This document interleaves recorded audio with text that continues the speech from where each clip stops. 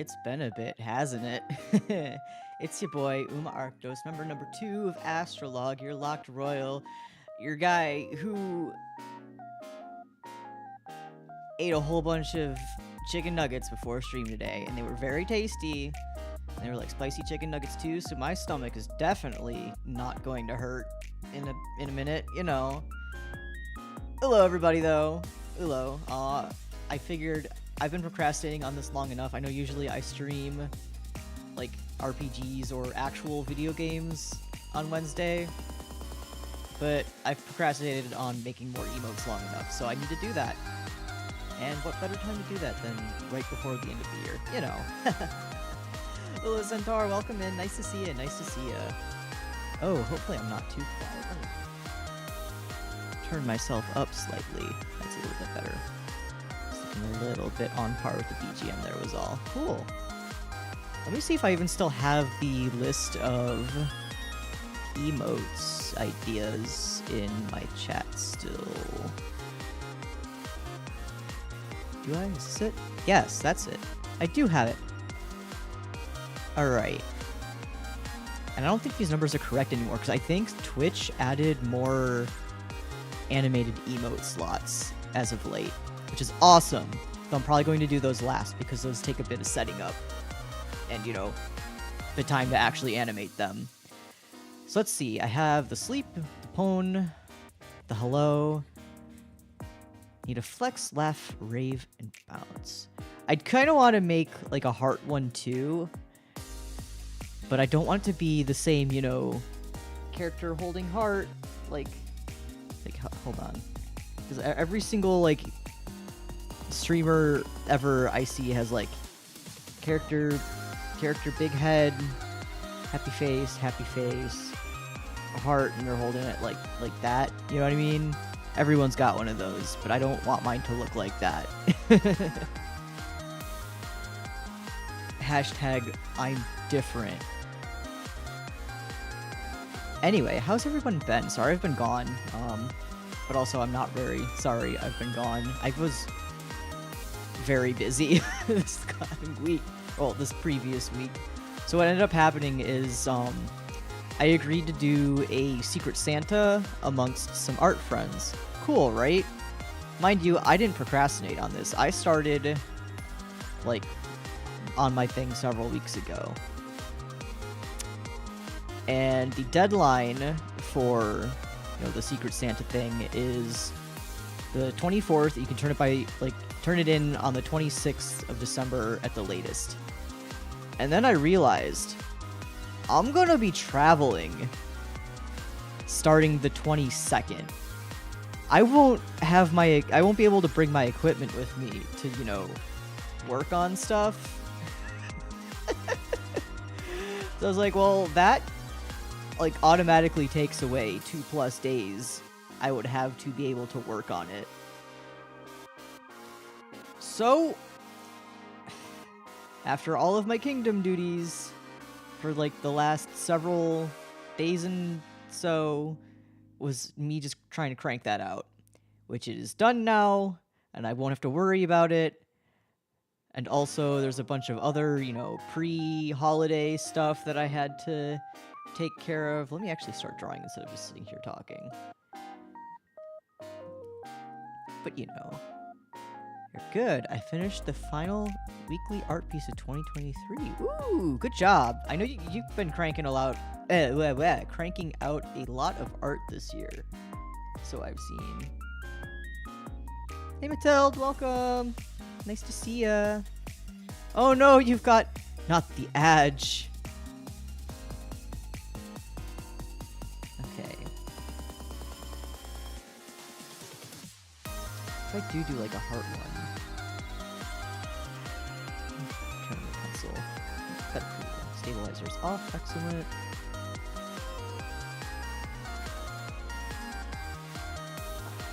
And there are people who, like, I need to get gifts for, and I still haven't gotten gifts for, because it's just, I straight up don't know what to get them.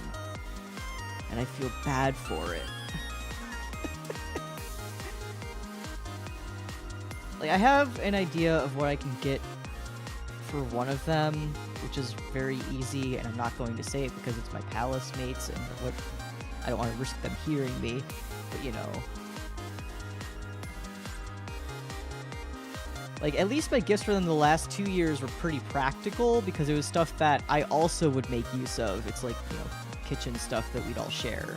But they, in particular, would use a lot. Like, I got a nice metal spatula 1 year. The year before, I got a new set of kitchen knives, because those are all really good, and the ones we had previous were all really crappy. This year, I have no clue. No one's expressed a need for anything. Which, I mean, I guess is good. It's truly a blessing to not have needs. But I already know they got me stuff. So what if I don't want to be the guy who gets things but doesn't give things. That's very rude.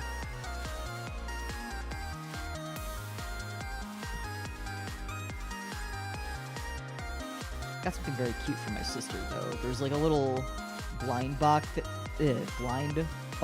thing.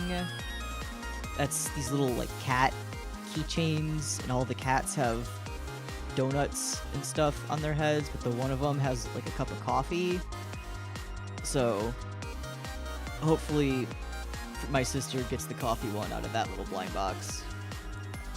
If not, it's still very cute regardless, because my sister's a barista and she actually really likes her Starbucks job.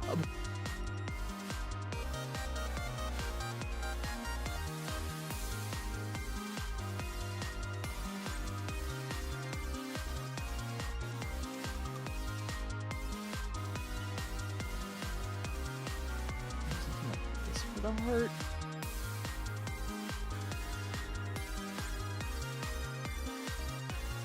Hey Azarain, welcome in. Nice to see you. Hope you're doing well.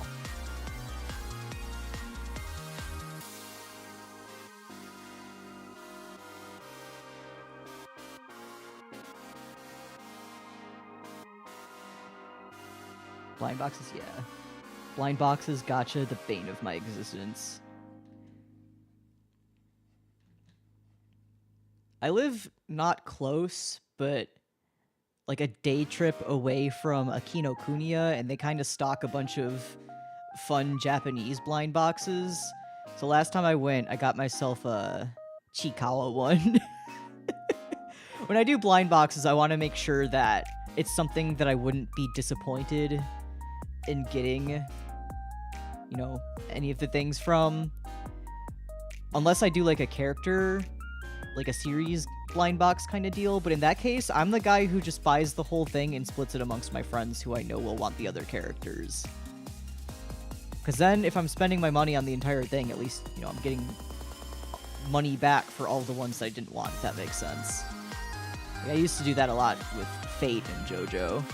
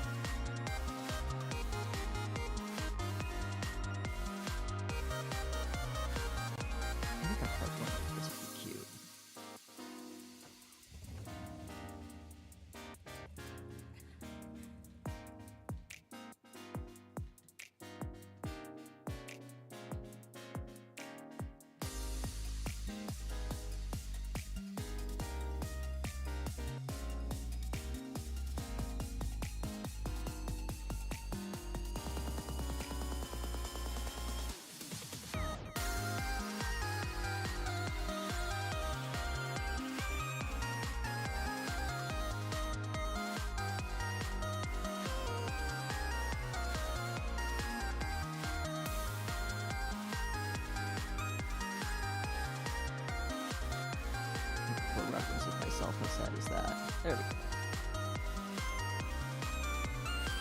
You ever just forget how to draw yourself?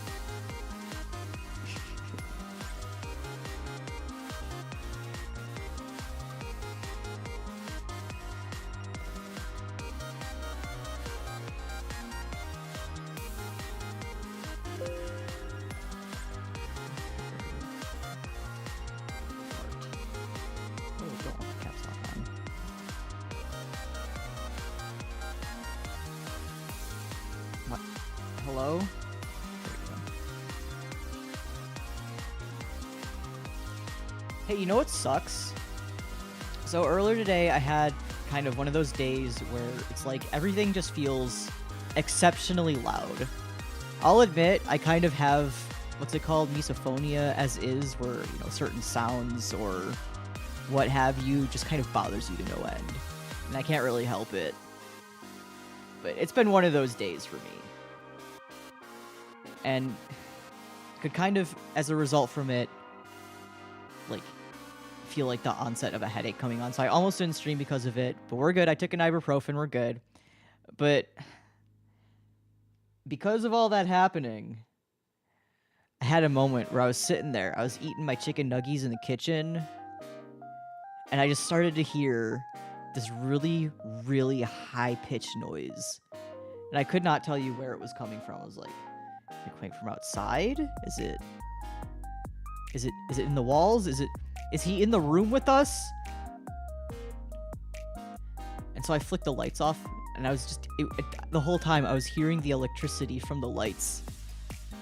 I've never, like, tuned my brain into the noise of it before, but now that I have, I'm very aware of it, and I'm going to hear it every single time I go into the kitchen with the lights on, or at least I will if it's, you know, very quiet in the palace. Oh my god. Now I have to deal with the fact that I'm just going to hear it. The sound of things. I don't want to hear things. Marker.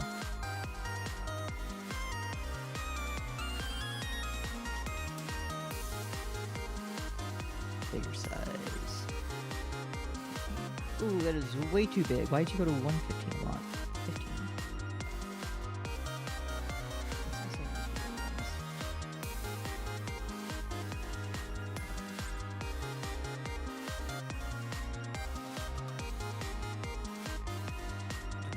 Maybe?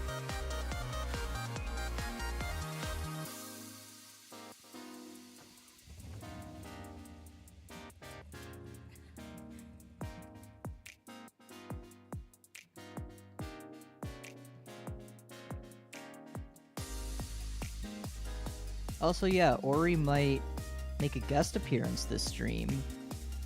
He asked me earlier in the day if I could help him fill up his Kitakami Pokédex. I don't know if he's also started the Indigo Disc DLC or not, but he asked me to help finish his Kitakami one. Which I said, sure, but I'll be streaming. I mean, I'll be able to multitask during this because it's kind of laid back. I'm just doing emotes, but he might show up and have me help him fill his Pokédex. Why don't we stream it? Because we are both using our personal save files for it, are not stream ones. That's why.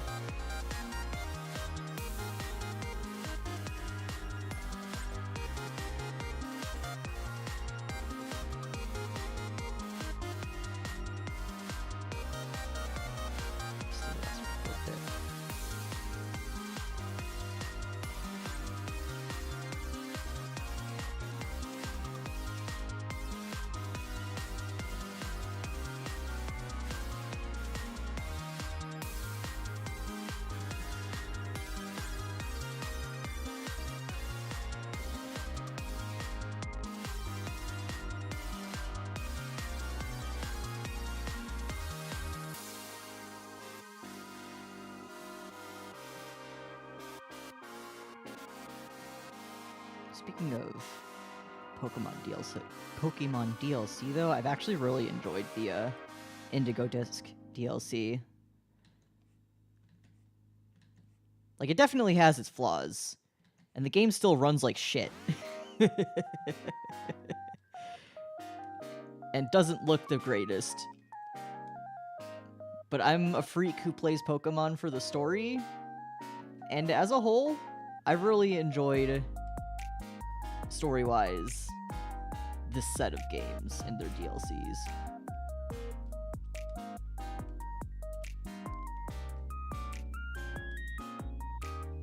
it does give me a tiny, tiny fraction of hope for potential Gen 5 related games in the future, but I'm not gonna, you know, jump the gun on predictions with that in particular just yet. Because I want to believe that they're not going to make black-white games anytime soon. But what do I know?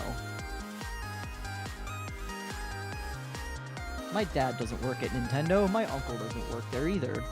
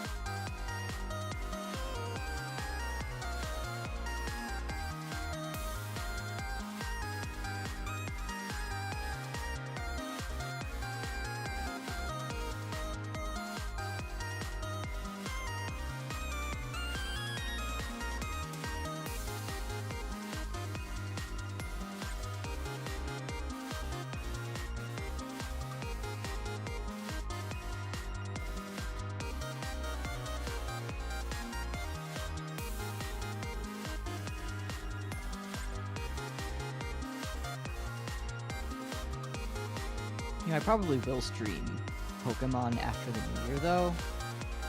I had a pretty decent idea for a challenge to give myself in Scarlet Violet, which is basically just microdosing Nuzlocke because there's not really a good way to do a proper Nuzlocke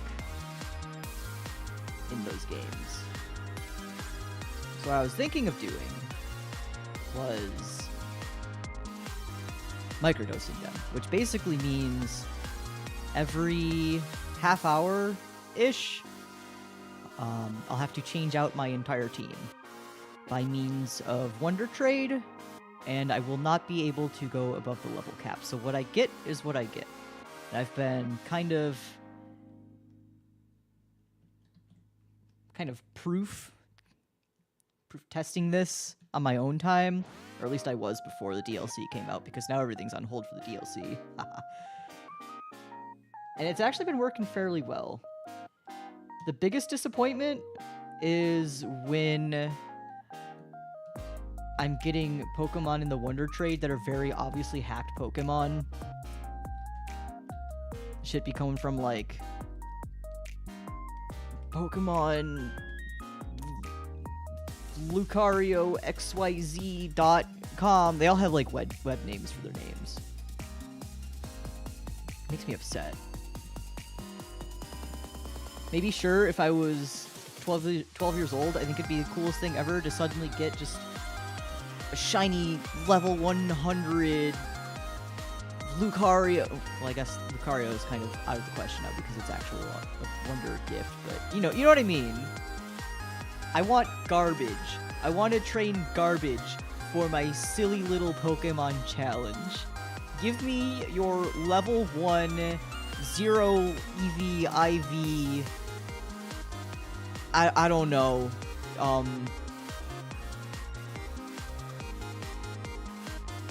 I'd say Pidgey, but that's not Scarlet Violet. Give me your Hoppip. Give me your shitty level 1 Hoppip. I'll make it work.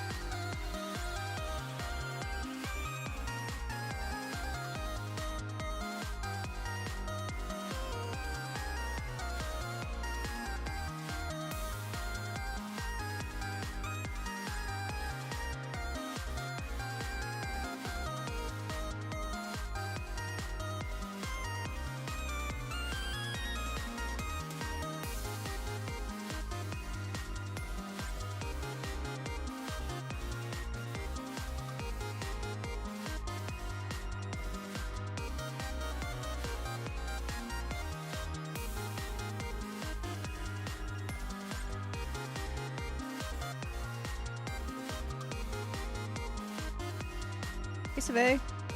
Let's see, how are you doing? So we're going for Judgment Day. That's right. I know I usually stream video games on Wednesdays, but it's been a bit, and I wanted to finish a few more EOs before the end of the year. I know you're watching on YouTube, so I don't exactly have the ability to use them on YouTube yet, but over on Twitch I've only got 3 slots filled out of however many are available to me. Why not make a few more? But welcome in. I've been busy. Much busier than I expected in the last couple weeks, which is why I've been a bit absent. I made a few promises that I realized I didn't have as much time as I thought I did to follow through on. So I was busy cranking stuff out for the last week or so. Outside of, you know, usual job stuff. Which sucks. Well, I guess it doesn't suck. I do enjoy the final product of what I did, but, you know. It do be like that. I almost didn't stream today because I had a little headache earlier.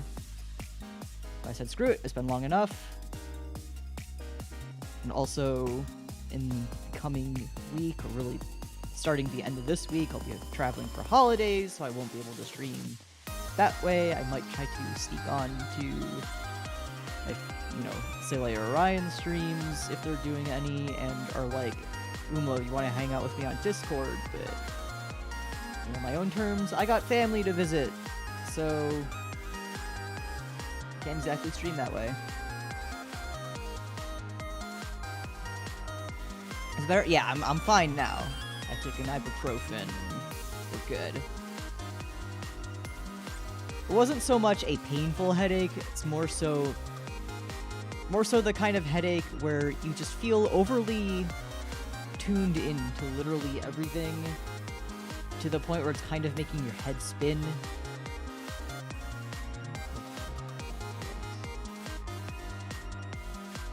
But I'm good now. I've got some lo-fi tunes on my end, and I'm chilling.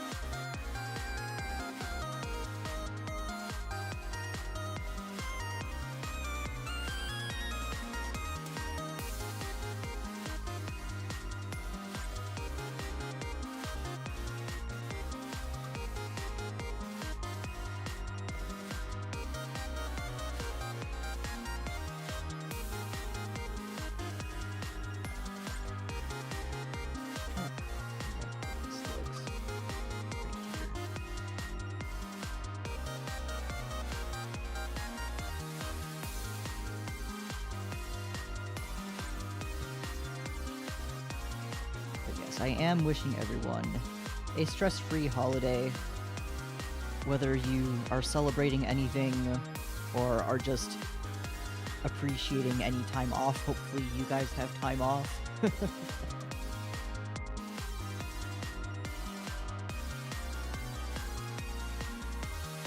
good turn of the new year to you all. Same to you as well, thank you. I'm a freak who actually likes traveling for the holidays, so I will be seeing family and hopefully be spending New Year's with friends. Some good friends who I didn't get the opportunity to last year because I got snowed in. And by the time I was able to get home from being snowed in, I was like, nah guys, I'm too exhausted to drive 4 hours to see you. Please let me rest.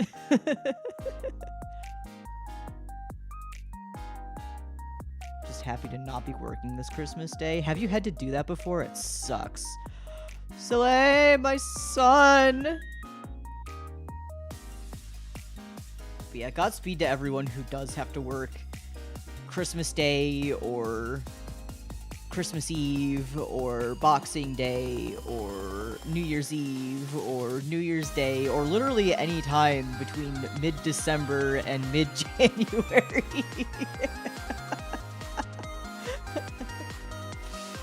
I don't remember who I was listening to or what I was watching or where I heard this, but it was something like the seasons in retail are like, you've got Christmas, Halloween, and summer. And those are your retail seasons.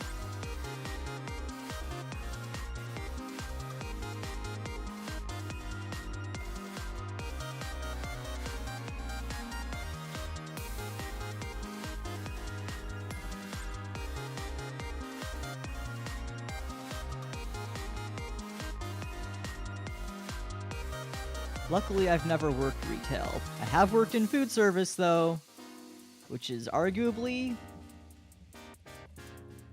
I can't exactly say worse. I don't have a personal frame of reference, so I'll just say just as bad. There's this one time... I don't remember if I've told this story on stream before. There's this one time where... You know, I was working... I was working at, like, a... Kind of like a... Not really a buffet... It was an all-you-can-eat kind of place, but you didn't self-serve. You still had servers serving for you, and I was on the serving line. Kind of like a cafeteria, but it was an all-you-can-eat kind of cafeteria. And I was on the serving line. I was doing, like, butt o'clock in the morning breakfast shift because I kind of preferred to. There was less people, it was less hectic, and I just liked opening more than I liked closing. And I liked having my evenings open and all that. But anyway... There's this guy who would come into my line all the time, and after so many weeks, he ends up handing me a piece of paper. I'm like, oh, okay, thank you. And like before I even like do anything with it, he walks off, like with his plate of food and everything. Because I might have had a line at the time, I don't remember.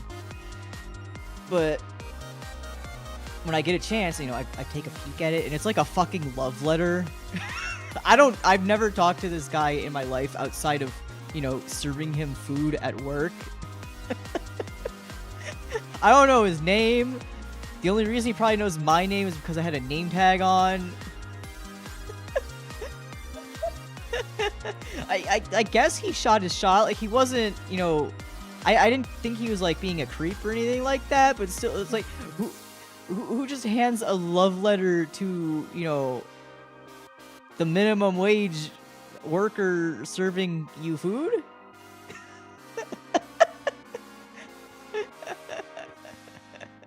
And it was like, it was, I don't want to say it was long. It was like half a sheet of paper, like 9.5 by 11 lined paper and all that.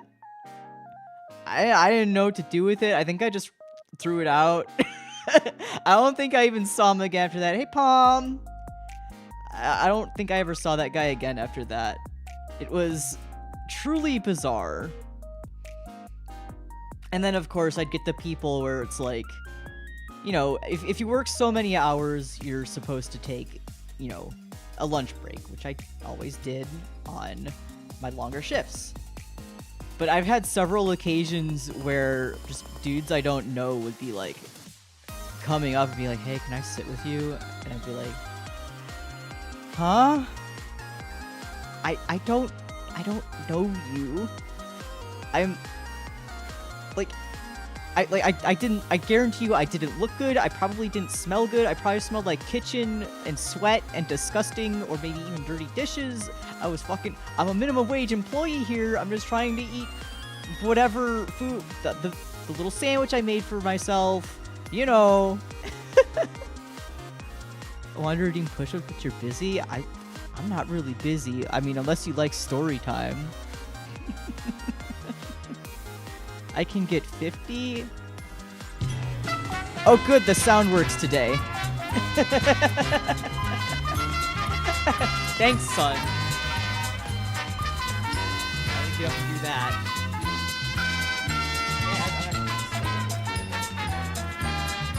Alright, audio good, audio good, we're good. Okay, excellent. Get on the floor.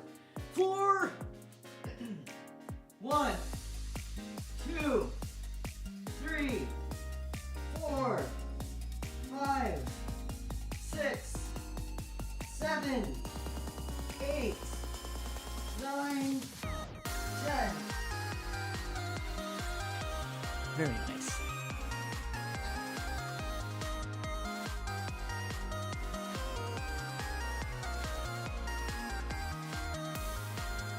Ooh.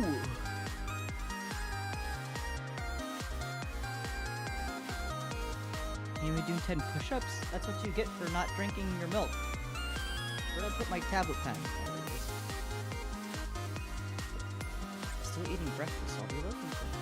Enjoy your breakfast. I hope it's tasty.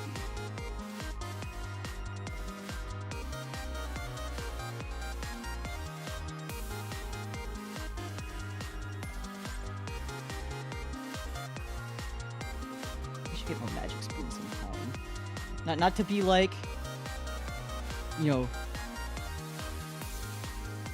YouTube ad discount sponsorship enjoyer, but I do like magic spoon. I saw it in stores once, the grocery store near me once, and I haven't seen it again. And the only reason I've tried it before is because one of my palace mates took advantage of, like, one of the, you know, YouTuber sponsorship discount code things. It was actually really damn good cereal. And I'm not much of a cereal eater either.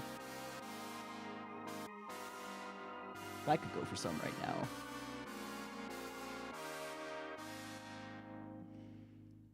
Hey, Alec.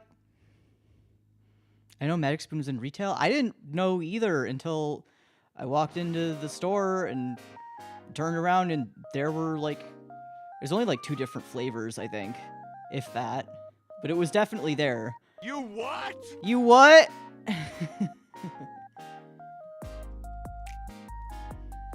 Nice to see people around, though. I know I've been horribly, horribly AFK. That will not change until after the new year, but things should hopefully die down, maybe. I'm cooking, and by I'm cooking, I mean I have ideas that hopefully I will have time to execute, and then inevitably will not have time to execute.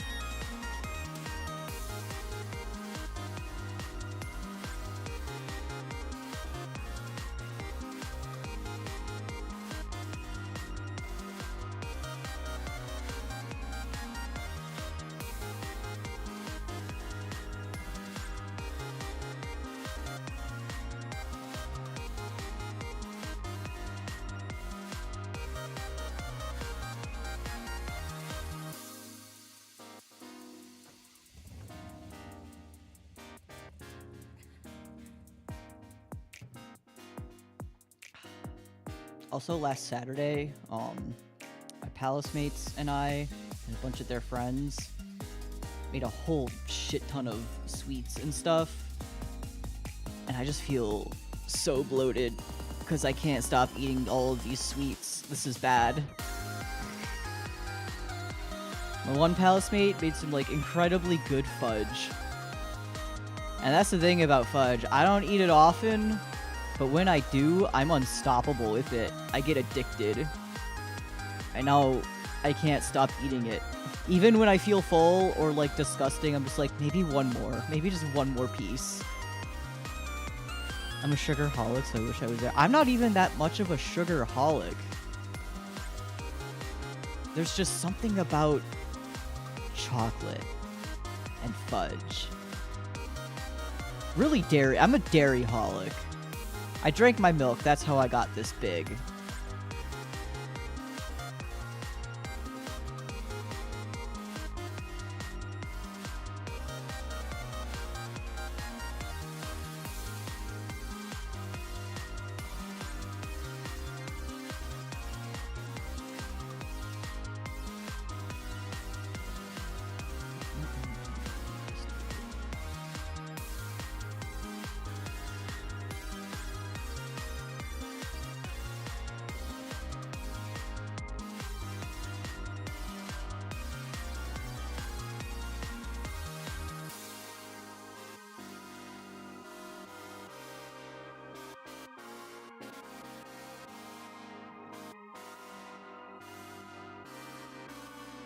And then we actually, after we were done with our baking shenanigans, we ended up going to this neat little restaurant that I didn't even realize was near us. That I don't want to name the name of it because I don't want to like dox myself or anything like that. But it's like kind of one of those. What they serve is general Asian stuff, so it's kind of a mix of mostly Chinese and Japanese dishes. But it's all themed around a out of service train cabin. So obviously it's not on the tracks or anything like that. It's situated kind of right next to tracks that are in service. So, you know, you'll be sitting and watching the trains go by. I ended up going there for dinner. It was pretty good. I got some got beef lo mein. It was really good. I almost got sushi, but I wanted something a little more than sushi, you know? It was tasty.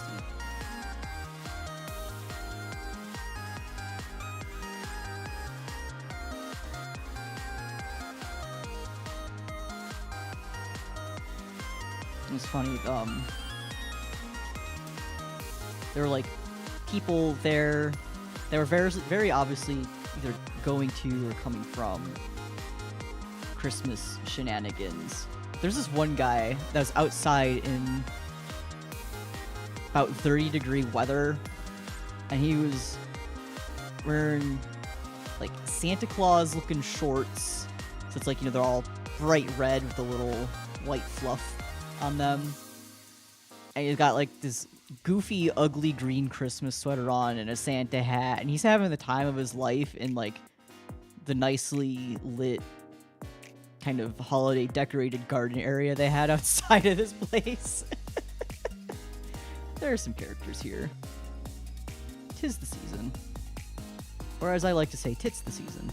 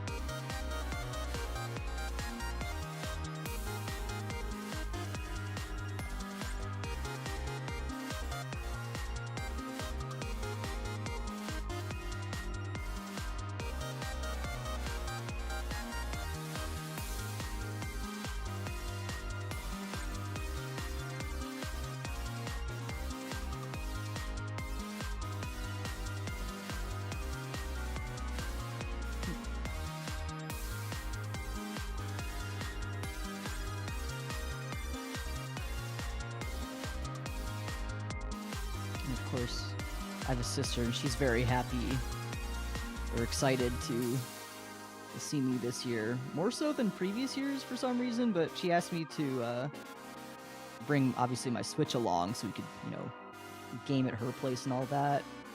That's probably why she's so excited, is because she actually has a place of her own. Well, of her own with her boyfriend and cat this year. She's not just, you know, staying with whoever just for the sake of shelter and all that, if that makes sense. But anyway, she asked me to bring my Switch so we can play games. I'm like, that's cool. Do you need me to, like, do you have a Switch? Because she used to have one, but then she sold it to have a little extra cash.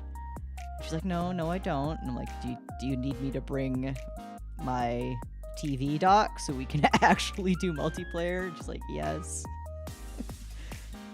So I need to figure out if I need to bring extra Joy-Cons too then. Unfortunately, my one pair of Joy-Cons, so I accidentally fell asleep with my Switch on my bed one night, and it fell off.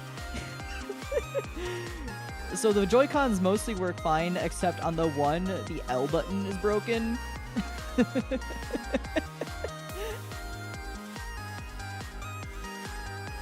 So I'll bring those along with me. I mean, we'd be able to manage 3 people, 3 Joy-Cons, but... Well, hopefully we don't need a 4th, and hopefully we're not playing a game that needs that button, which we shouldn't.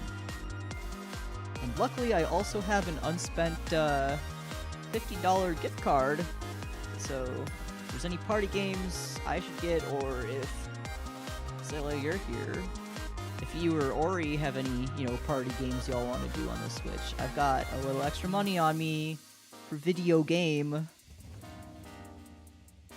We haven't done Mario Party yet, for example.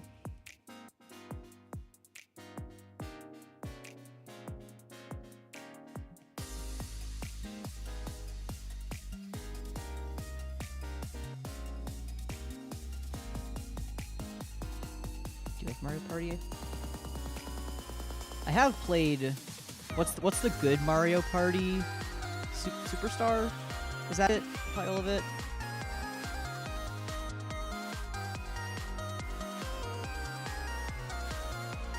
Superstar, yeah. I have played it. Not on my system, obviously, but, you know, people will bring it with them, they'll have it. No, it's true. I think that's what I'll spend my dollars on. 'Cause I did ask for some newer video games for the holidays. Every year my mom pesters me like, give me a list of things you want for Christmas. My mom doesn't sound like that. I'm like, okay, Mom, and I hardly ever ask for anything. So I'll give her a list of maybe 5 things at most, and she's like, is that all? You don't want, like, I don't know, something that costs $1 billion? I'm like, no. Get me video game, get me new underpant, and new sock, and I'm happy.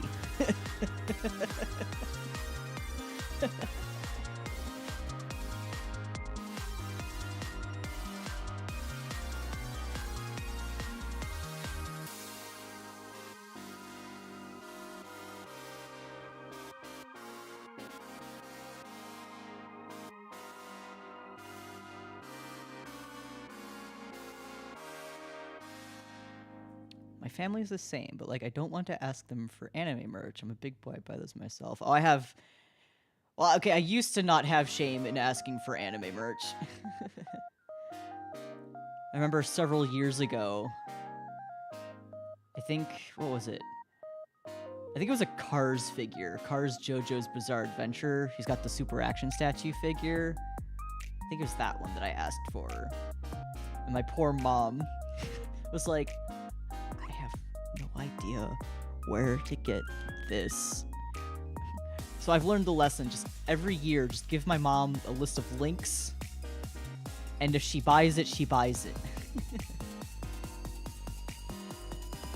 I still have that figure. It's one of the few JoJo figures that I've held on to all this time.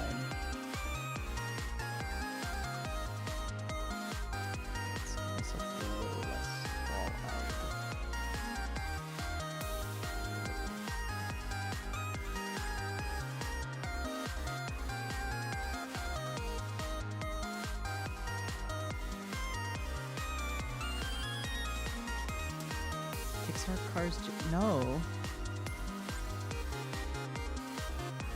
Son! Wait, did you know me in the midst of my JoJo fandom? I think he did.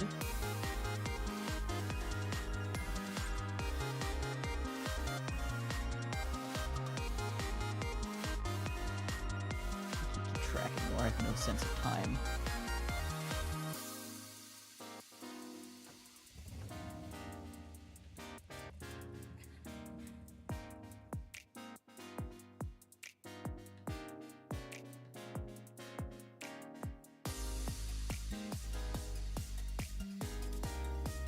Do know your JoJo obsession, yes, or what you used to be like.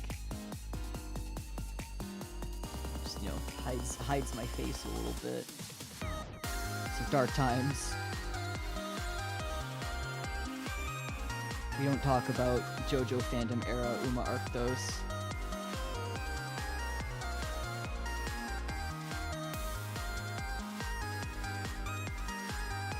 They're looking so cute. Thank you.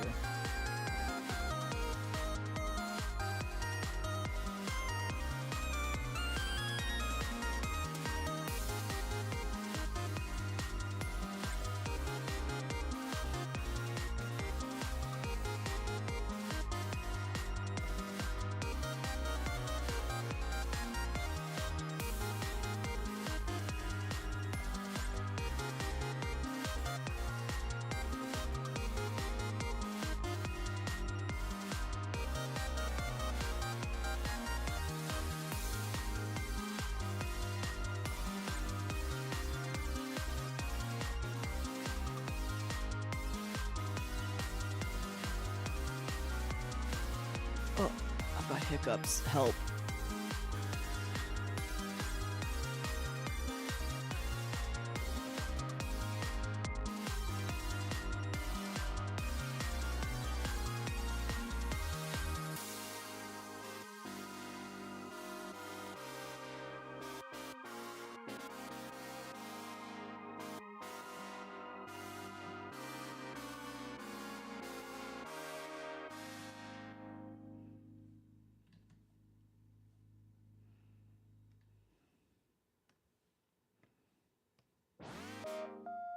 I no longer have hiccups.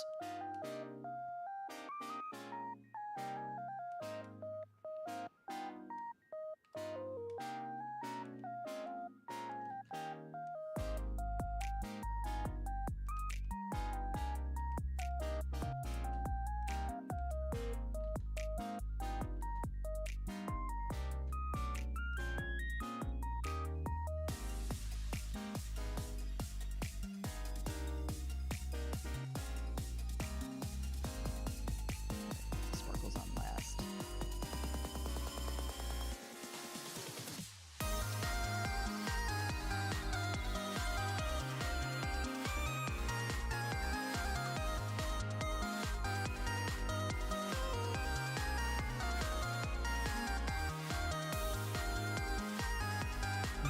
You're already saying, try this patent-pending way of getting rid of hiccups. Isn't his way like some really, like a very specific way to drink water? Is his way of doing it? I don't remember. My usual way of getting rid of hiccups, and I know this sounds bizarre, is by saying Balthazar. Like the character from Romeo and Juliet, Balthazar.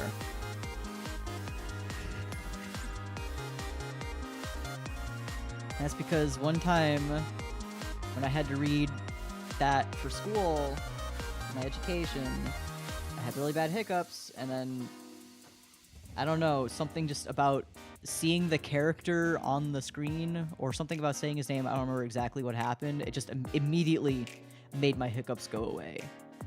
And just about every single time I have hiccups, I'll, you know, say Balthazar, and they're just gone.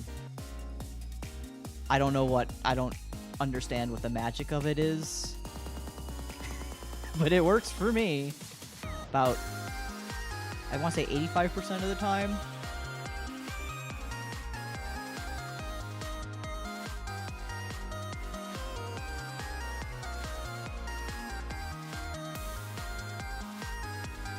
Chris hasn't popped in yet, unless he's in Discord and I just haven't noticed.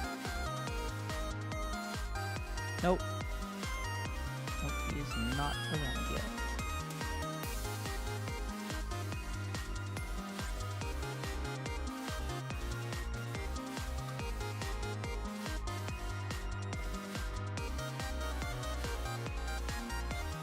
Where's way is drinking water upside down? That's right. I'm pretty sure drinking water through a straw is like a common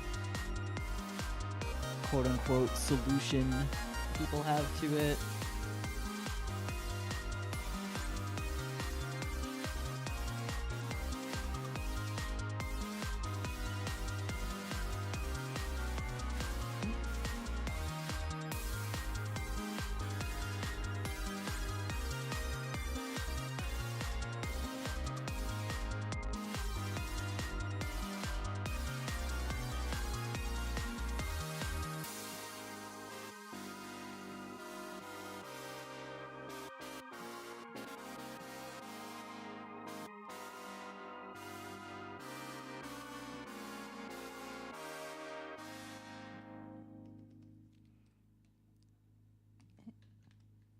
Get out of here.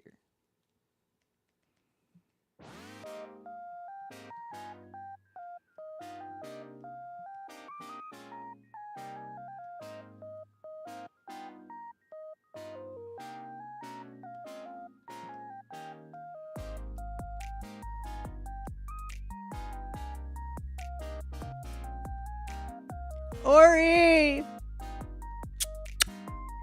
That's for you. And for no one else.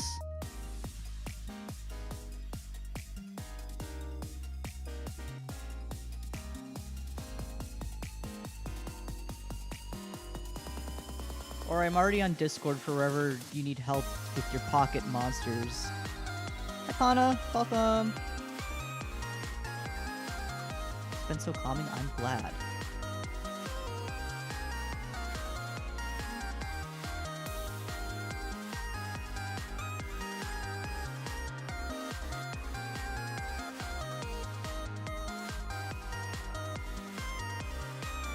Oh my god, a collab, give me... I told you I'd be on Discord if you wanted help.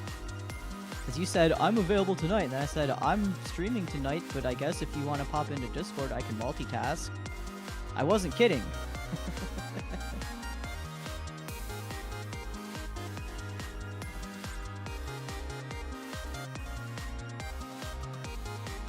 Unfortunately, for anyone watching the stream, you won't be able to watch us trade Pokemon because we're using our personal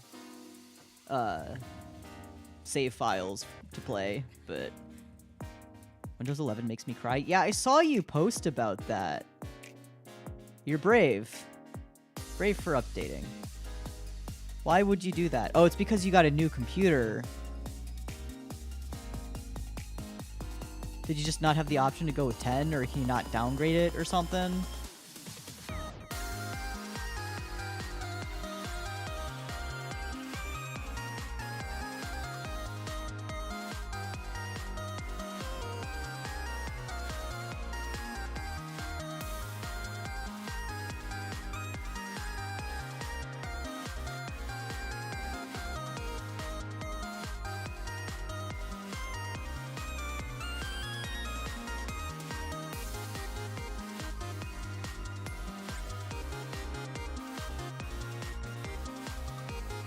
I am a responsible computer user, still on Windows 10.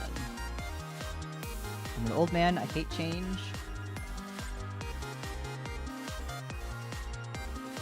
And I have not heard good about Windows 11, so... Downgrade. I didn't consider that. Are you just like... Are you saying that sarcastically or genuinely?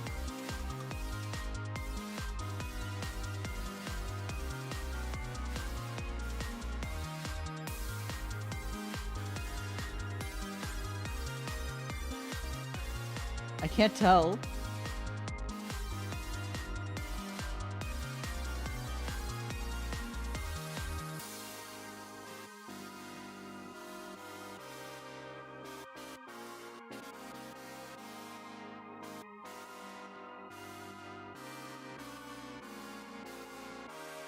Genuinely, I'll explain. Okay, okay. As the kids say, are you /SRS or /GEN?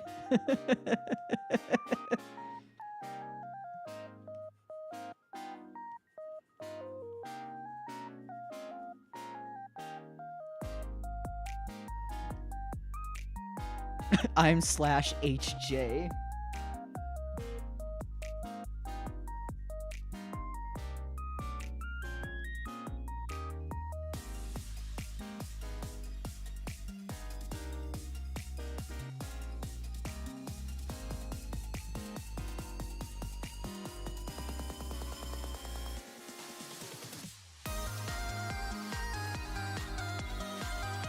Every time I see that one, I think it's... Is it a SpongeBob meme? I think it's SpongeBob. Is it? It's the meme where it's like the one guy holding the other guy, and he's like, are you /SRS or /J? I'm pretty sure it's a SpongeBob edit. Unless I'm misremembering. Unless I just gaslit myself into thinking up SpongeBob memes. I don't know. There's so many different SpongeBob memes out there. Rightfully so.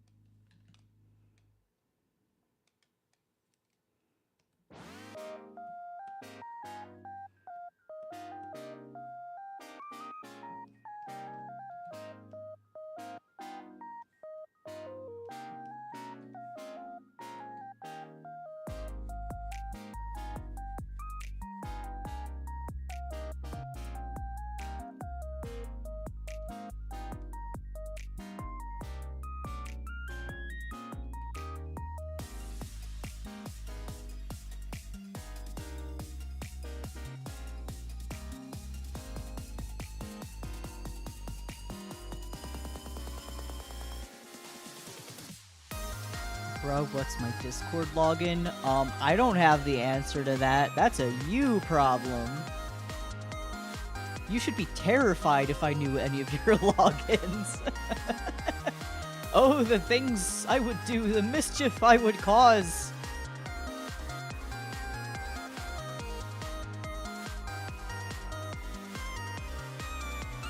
I would say things like, girls look better with their glasses off. The damage would be irreversible.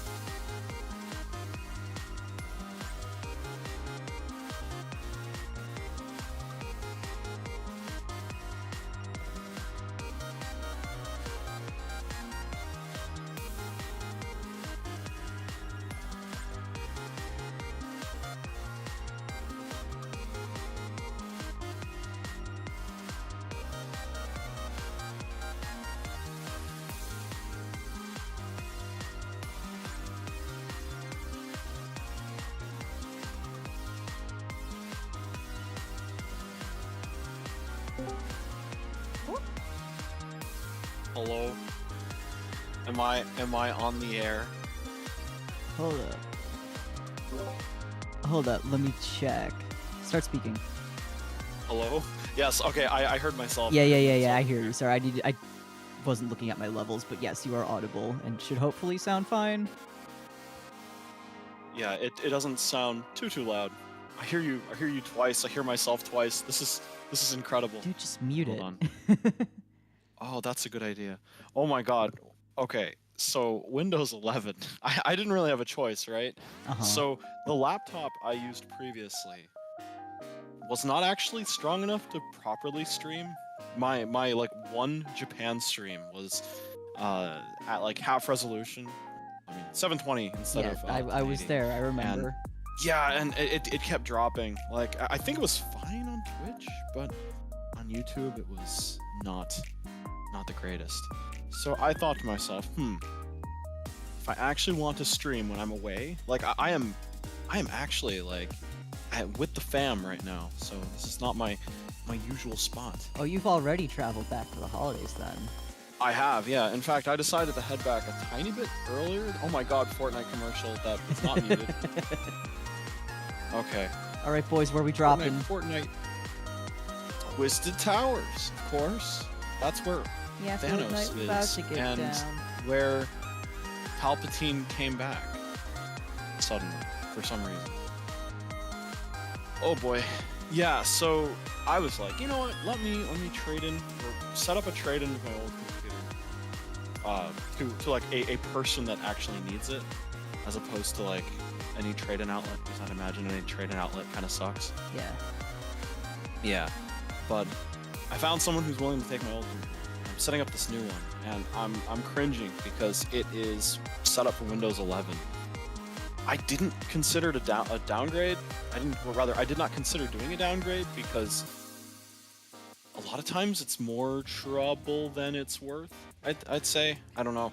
Maybe it is worth looking into because there's just some basic functionalities that are not here. I mean, if the computer doesn't have any apps on it that you plan on using that are like, yes, this needs Windows 11 to function, there's probably no harm in it. Is there even anything that would use that right now? Maybe the new Ratchet and Clank, right? I have no idea. Most things I see are still just like, yeah, this will run fine on either. Yeah, so I think the one thing that I know of that Windows 11 brings to the table is this new kind of storage, I think, that can be loaded up like way faster than conventional hard drive SSD kind of stuff. If I'm not mistaken, games that are on like the PlayStation 5 use a very similar type of tech, and if done correctly, you can like load up gigabytes of data in like milliseconds. It's kind of nuts. I know the new Ratchet and Clank game, which is on Steam now. I actually wonder if that's a requirement, if Windows 11 is a requirement for that. But one of the big things was you could punch enemies so hard they'd kind of fly into the next multiverse of madness dimension next door where the rules were slightly different or something. That's fun. Yeah, but other than that, I don't think Windows 11 has anything. The thing that's bothering me the most is you can't conventionally change the size of the bottom taskbar without doing some really hacky stuff. So, are you familiar at all with the concept of registry editing? Nope. Okay, so deep inside your computer, there's a menu that you can get to that is essentially a secret file structure of presets and settings. It's a bunch of zeros and ones that have different names, and by navigating to the exact correct one and changing the value, it can actually fundamentally change the way that Windows processes something. A lot of programs that you would use, or just settings menus in Windows, actually just manages the registry for you and gives you a nice GUI. But if you are crazy, or if you need to do something that they don't trust you as an end user to be able to do without messing things up, you can go into the registry editor and click the button that basically says, I solemnly swear I am up to no good after this point. And the craziest thing to me is a lot of basic functionality that has been in Windows since like the Vista days is still there, and they just specifically have removed the front end menus and stuff that you normally would access to change stuff around in. Like, You'd think they'd have gotten rid of literally everything from Vista. Well, okay, there's a surprising amount of stuff that is literally the same. They just gave it a fresh coat of paint in the front. And between Vista and the later days of Vista, they more or less had decent functionality, but they rebranded to 7 because they people would not have any of it. And Windows 8, when they introduced that, they just stripped away a bunch of basic stuff. Like, from what I understand, all of the old stuff was still there in the registry, but a lot of things that you would use to manage the computer or do things to just make it your own, they removed it. And they're like, yeah, now you got a tablet on. Oh, it's me. I see me on screen. And then they realized that was really dumb, and people complained a lot. I think people need to complain more about Windows 11, probably. But people complained a lot, and they restored a bunch of the hallmarks of what was nice about Windows 7 back into 8. And in 8.1, right? So you had like your little Windows button in the bottom left, your normal Explorer that didn't fill your entire screen for no reason. Everything wasn't a tile. I think they wanted to mimic the Windows Phone interface or something. We all know what happened. I remember when everything went to Windows 8. Everything was fucking madness. Yeah. And then blah, blah, blah. They skip 9 because 8.1 is 9, and 9 is bad luck or something. I don't know. They go straight to 10 because numbering doesn't make sense in tech ever. They go on to 10, and it's more or less just, it's the same as what was before. Maybe some tech improvements in the background. It's a little shinier in the front. But more or less, it's the same thing, and they got to step away from the stigma of Windows 8. And now they're doing it again! They're doing it again! When you boot up Windows 7, or rather, Windows 11, sorry, 7.11, boot up Windows 11, it's got a fat taskbar on the bottom that... Hold on, I actually have to wonder. Do you use a minimal taskbar, or have you just kept, like, the fat, like, 50 pixel tall one on the bottom with, like, big buttons? I think I've kept the default. I can't remember changing it. Okay. It doesn't look too big on my screen, at least, so... I don't know. I spent a great number of my computer days on XP, where things were minimal and thin and slim, and everything had bevels, and I'm like, ah, yes. And there's an option in so many... There's an option in 8.1, 9, and... Sorry, 7, 8.1, and 10 that allow you to make the taskbar minimal. Right, makes sense. It makes it small and thin and slim, like the way I'm used to. Right. Then I go to Windows 10, and the button is not there. Apparently the button was there at one point in one of the earlier builds, and they got rid of it. So I jumped into the registry, thinking, I can just change the 0 to a 1 for slim taskbar. They got rid of that too. They actually dived into the registry and removed the ability to edit that. This is so sad. I don't know why they likes? did this. Can we get Windows 10 likes? I don't know. But, brother, I just want my thing to look nice. So then, apparently, there is this community of modders. I don't understand how this mod manager works. I don't understand how this is loaded in. For all I know, I am having my data sold to the Martians. I have no idea what's going on, but somehow this mod pack has successfully slimmed down my taskbar. I think it's... What is it called? I hope it's not ultra sussy, if anyone knows about it. It's Windhawk. It's a pretty highly recommended program for mods. Mods for Windows. From what I understand, it is actually modifying things on like a pretty base level, and it's more than just going into the registry and changing around variables. They normally do. Fascinating. But then I realized the problem. When I try maximizing a window, when I try dragging it to the top of the screen to fill the whole space, it still thinks that the bar is 50 pixels tall, so it doesn't actually fill the whole screen. I don't know what to do anymore. I don't know. It's so dumb. If you It's don't so know, dumb. then I certainly don't know. Yeah, it's so dumb, and the width of my buttons is like really inconsistent. I have my downloads folder that I clicked to read Windhawk setup. Cuts it off at down. There is no ... to gracefully make it larger. There is no load. It just says down, and it cuts off immediately. Oh man, why? Why did they? Why take away features? Why not add features? Give users the ability to choose. Instead, they're like, oh, Orion, you're gonna have a bad time because we're making this look like Windows 8 again, but with bevels. It's not that bad. From what I understand, well, actually, I'm pretty impressed with this computer because the other one, like, it wasn't the strongest computer in the world, but it did heat up a bit when I was trying to run video applications. So, like, if I was watching a Twitch stream, logging into twitch.tv/Arktos, going to that website, it would have heated up quite a bit. I don't know. The computer I'm using right now, well, okay, so I've never really, I haven't had a powerful laptop in a long time. I think I lost faith in quote-unquote powerful laptops back when I had like a high-end Inspiron or something, Dell, the consumer line, like burned out after. No, it was a Lenovo IdeaPad. With like I a remember graphics that card. thing. I remember using that thing. Yeah.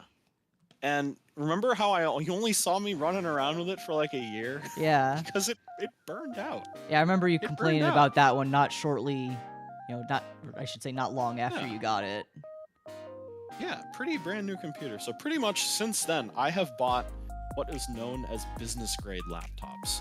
They're not going to be the greatest for gaming, but they will be well constructed with the idea that people that are working on their laptops lose a lot of potential productivity if their laptop breaks. So they make the laptop slightly heavier duty, I guess, slightly better components. They last a little longer, and if you're just doing basic day-to-day email writing, coding, very light art and productivity stuff, they're fine. They're fine. And I've kind of just been buying these business grade laptops that don't really do very well in the graphics department, but man, you can build a mean website on them, I guess. But when I tried streaming, my poor old Dell Latitude got a little too hot. Didn't stream very well. So I found out that Dell has another business line. It's like higher end, I guess, and more for like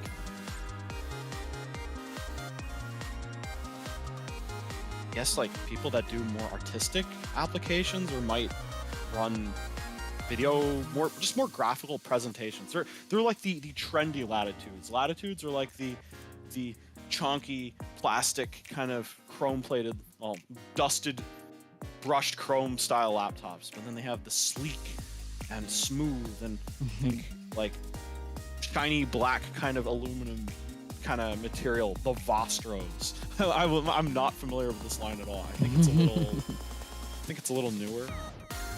Vostro, and it has an RTX laptop graphics card in here. I am hoping against hope that I can stream on this machine, Good luck because to if it you. doesn't, whoops. Yeah, but in terms of gaming, I'm sure I talked about it a little bit in my own stream. In terms of gaming, how am I going to finish Dark Souls 3? I'm no help there. Not a computer. Well, you see, I'm going to tell you the answer. And that is a Steam Deck. Oh, that's right. You got one of those. Yeah, I have a Steam Deck, and it has that interesting sort of shader technology. I actually think it's like a neural network. I mean, it's really hard to talk about really cool neural network stuff without tripping over the AI terminology. It technically is rooted in some similar tech, I guess. But man, it's I think this is AI tech for good, and I think the companies working on it have tried to not have it be branded as AI because it just has so much baggage attached to it. Right. But the idea is that these graphics cards can render things at low resolution. So normally when you render things at low resolution, it kind of creates those jaggy edges. There's not as much detail, stuff like that. Artifacting and shit. Yeah, I know. Yeah. But somehow, NVIDIA has this thing called DLSS, and AMD has this thing called FSR, which apparently applies neural network concepts. I have no idea how they trained these models. I have no idea how exactly they work, but they magically take really low resolution stuff and make it look smooth and anti-aliased and not like it's heavily compromised. And the tech has gotten pretty good now. So something like the Steam Deck actually uses this technology. So I can render Dark Souls at 540p and it looks wonderful. Well, wonderful is a debatable thing. I think I care more about the frame rate than anything else. Yeah. Neat. But I can actually output my Steam Deck into a capture device, into this Vostro laptop, and hopefully, somewhat emulate the level of quality that I put in my actual desktop. I mean, at the very least, it'll be better than nothing. Well, I'm hoping that it streams in the first place. My problem was I specifically remember leaving, well, back when I visited the fam a while ago, I did a thing for Papa Escalus, I think. I moved. He needed a hard drive upgrade, an NVMe in his laptop. So I bought an NVMe upgrade kit. Hold on a second. Wait a second, how many NVMe kits do I have now? Do I have 3? I don't know. Anyhow, I had an NVMe swapping kit that I would use to swap the tiny little hard drives. And I think I went home and he's like, hey, you can swap a hard drive, right? And I'm like, oh, I'll need to order a new kit. And I specifically remember leaving the kit here because I had one at home. And being like, oh, if I ever need to swap one of your hard drives again, it'll be right here. And then I come here and I can't find it. Oh no. Yeah, so, you know, when you get a retail computer for cheap off of eBay, there's no guarantee you're going to have any decent amount of hard drive space. So I kind of want to swap to a new hard drive as soon as possible.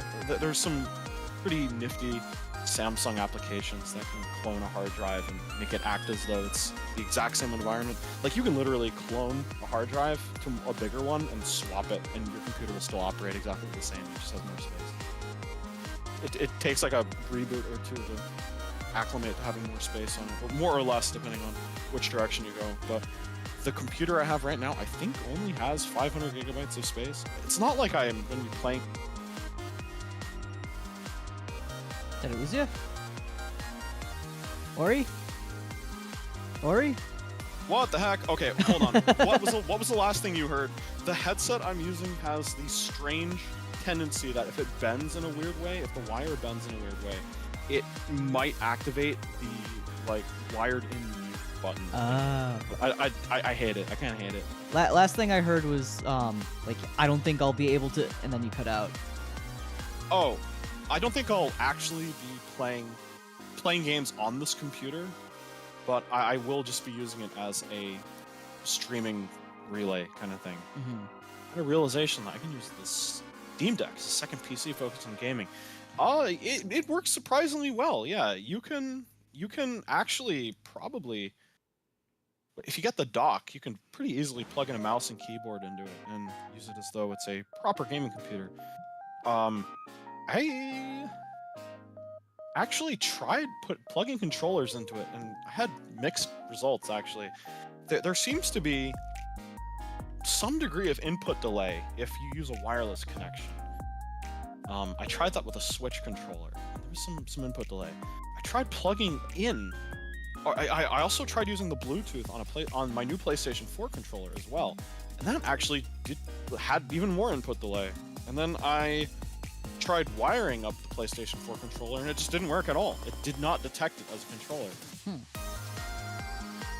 And then I plugged in this Switch Pro controller because it was my last shot, and it actually worked. So I guess I'm going to be finishing my Dark Souls playthrough on a Switch controller, which I kind of don't like, but whatever. It has quirks when it's used with Dark Souls. Great controller, just the gyro controls the mouse, which causes your screen to flip around every time you drop the controller. We love flipping. I wonder if an 8-bit DOE controller would work. I think it would. 8-bit DOE is flexible enough. If it didn't work, you probably could even change around its firmware so that it does do what you want it to.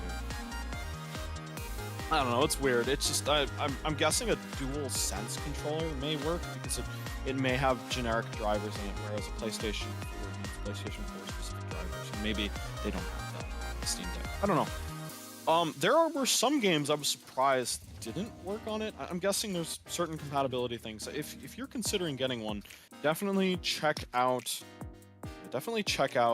their compatibility guides, because there's varying levels of compatibility, I think. Also, because the Steam Deck's been doing well enough, I guess, a lot of other companies have entered the playing field and are starting to develop their own competitors, I think, which is kind of neat. We love competition. Yeah. That breeds success, usually. I like things like Yeah, that. I think one of the most promising ones entering the market is Lenovo's Legion Go. It's using some absolutely cracked Yeah, Centaur AMD just said chip. the Lenovo has. Yeah. Yeah, exactly.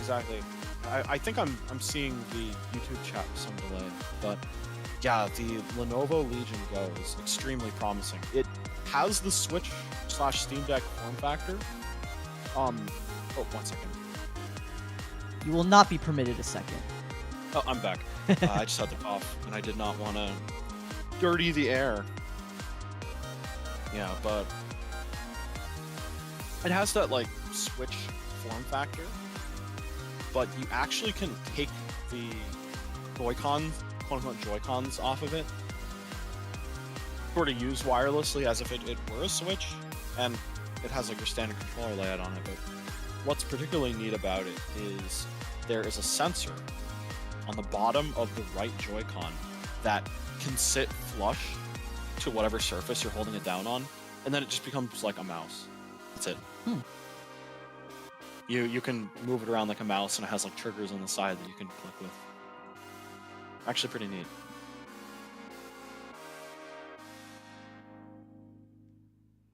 Also found out that the Steam Deck allows Genshin. Oh, really? I wonder if it is the PC version of Genshin Whoa, Genshin. running Impact. on... Oh my god, I gotta talk about Genshin. Oh no, he's I'm gotta talk play about Genshin. Genshin. I'm gonna play Genshin. They're adding a character. Uma, you need to understand. They're adding a glasses character. Brother. It's beautiful. I know nothing about Genshin. Apparently, she was like an NPC for a long time. Hey, gamer, Merry Christmas. Oh my god, my aesthetic. Merry Christmas. Merry Christ. Yeah. Okay, so my end game in Genshin is get enough resin to roll for this character, roll until I get the character, and then stop. That's all, folks. That is my Genshin experience, or it will be my Genshin experience. Am I streaming this? Silly Yes. little 2D hands could be moved up to my face. I'm face palming right now. I physically am in real life. No, she's so beautiful. The Cloud Retainer. I don't know who she is, but she's beautiful. She's beautiful. I roll and then I stop. This is why I'm the strongest one out of our group. It's okay. I am nothing if not faithful to my chosen aesthetics. Yeah, but there will be a Genshin stream in a few weeks, probably. And Lord help us. the game does not give you anything when you start out. I think it gives you what? Didn't I do this for Sucrose? Sucrose is a 4-star. I can get her whenever. I didn't do this for Sucrose. Actually, you know what the thing was? I rolled when the game first came out in the guaranteed 4-star or higher banner, and Sucrose is just a 4-star, right? And then I got nothing but I got a 4-star spear. I got like Caliburn or something, or Caliburn? I don't know. I got a spear and then I stopped playing because I didn't even have a character that could wield a spear. I'm like, damn, this sucks. Also, the leveling curve in the game, I wasn't a huge fan of that. I love doing things in open world games where it's like, hey, just because you are in this area doesn't mean you can't go to the next area and look at the more, the higher level enemies. I went way off the beaten path and I found some enemies. I'm like, cool, let's go. Let's see if I can fight them. And it's too much of a JRPG or CRPG, I guess. It's too much of a role-playing game to let you do anything in those encounters. Like, you'll deal 1 damage to them and they'll one-shot you. It's not like Zelda or something where you can expertly sidestep them and beat them to death with a loaf of French bread, So I went way to the edge of the map. I'm like, whoa, look at all these cool enemies. They're just the same enemies from, I think, Pillar Trolls. I don't think there's very much enemies in Genshin. Yeah, I was like, wow, look at these guys. And then they just threw like a Rubik's Cube at me or something, and I died. I'm gonna beat me to death with French bread, not gonna lie. Interesting. I'll keep that in mind. I mean, being beaten by French bread certainly wouldn't be the worst way to go. If you ask me, at least. At least you can eat the bread afterwards, You'd be dead! Good point. But if you happen to survive the encounter, you can eat the bread. Oh, what have I been doing the past week or so? It's just been a lot of waiting for stuff to show up, I guess. I realized that I guess I can start... Really, it was just a few days ago where I'm like, you know what? I guess I can start using this computer, even if I'm using the wrong hard drive, because I can just clone it later. There may be wacky conflict, merge issues, whatever, later on. Trying to move the hard drive, but it shouldn't stop me from actually doing stuff right now. I'll eat it in hell. Delicious. So what have I been doing? I've been lazing around a lot, but at the same time, I also want to play Dark Souls. God, I feel like that's been the opposite for me. Like, I haven't been lazing about, but I really want to, and I know that, like, all of my friends can see me on my Switch playing, like, Pokemon and stuff, and I promise I'm only playing that when I'm eating or in bed. Fair. Actually, am I really lazing about? I guess I'm hanging out with the family, which is pretty active, and it's not like I'm on vacation. I'm still actively doing my day job, Mm-hmm. Yeah, I start my holiday travels on Friday, so maybe I'll stream tomorrow, maybe not. I know I know Sele said that he'll probably stream on Saturday, and then I said, but what if I join you? Hi Shiba, welcome. Yo, Shibaton, welcome in. Because I won't be able to stream from my laptop. Hell no. You think you had a weak laptop? I have a 4-year-old MacBook. I could probably stream from it, just nothing really intense. It doesn't have a lot of space on it yet either, because before I got my desktop, I used it for all of my art stuff, so now I've got all these heavy files on it. I know that I actually considered trying to stream directly off of the Steam Deck. That was a romantic aspiration I had. I was like, oh, I'll plug the Switch into the capture device, plug that into the Steam Deck, and stream off of that. But I think certain vital applications just are not well supported, not well enough supported in the Linux environment. Not yet. Ideal. Maybe not yet, but I don't think you're going to be able to do it on a Steam Deck. It's actually not that powerful. It just has a lot of pretty magical it has some pretty damn magical technology running in it to make it play games pretty alright. But for everything else, it's quite not that strong. I didn't actually want to get a Steam Deck right away. I actually wanted one when the actual second generation comes out, because I'm not a huge fan of being an early adopter of experimental, cool yet experimental technology. You know what I mean? Yeah. Because it will be the same price in a few years, and it will blow Vastly the original improved, out of the water. Yeah. And it's not like I get that much use out of the Steam Deck, because I kind of want to stream everything I do anyway, you know? Mm-hmm.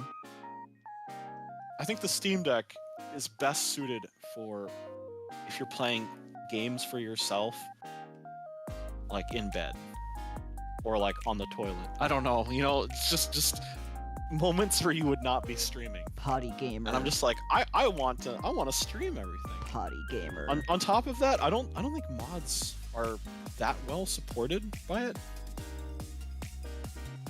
I know there's like a pretty neato Lethal Company mod running around these days, where you can, instead of having a lobby of 4 people, you can have a lobby of 20 people. Oh my It's god. absolutely chaotic.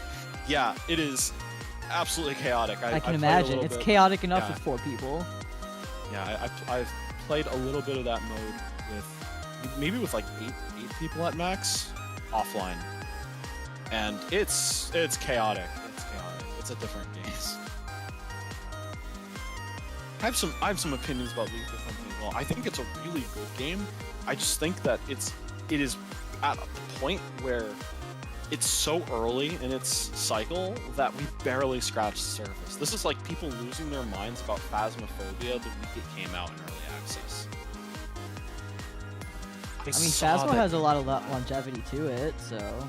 Oh, it does. It does. I'm not saying this is a bad thing by any means. I'm just saying that Lethal Company is just going to get so much better from here on out.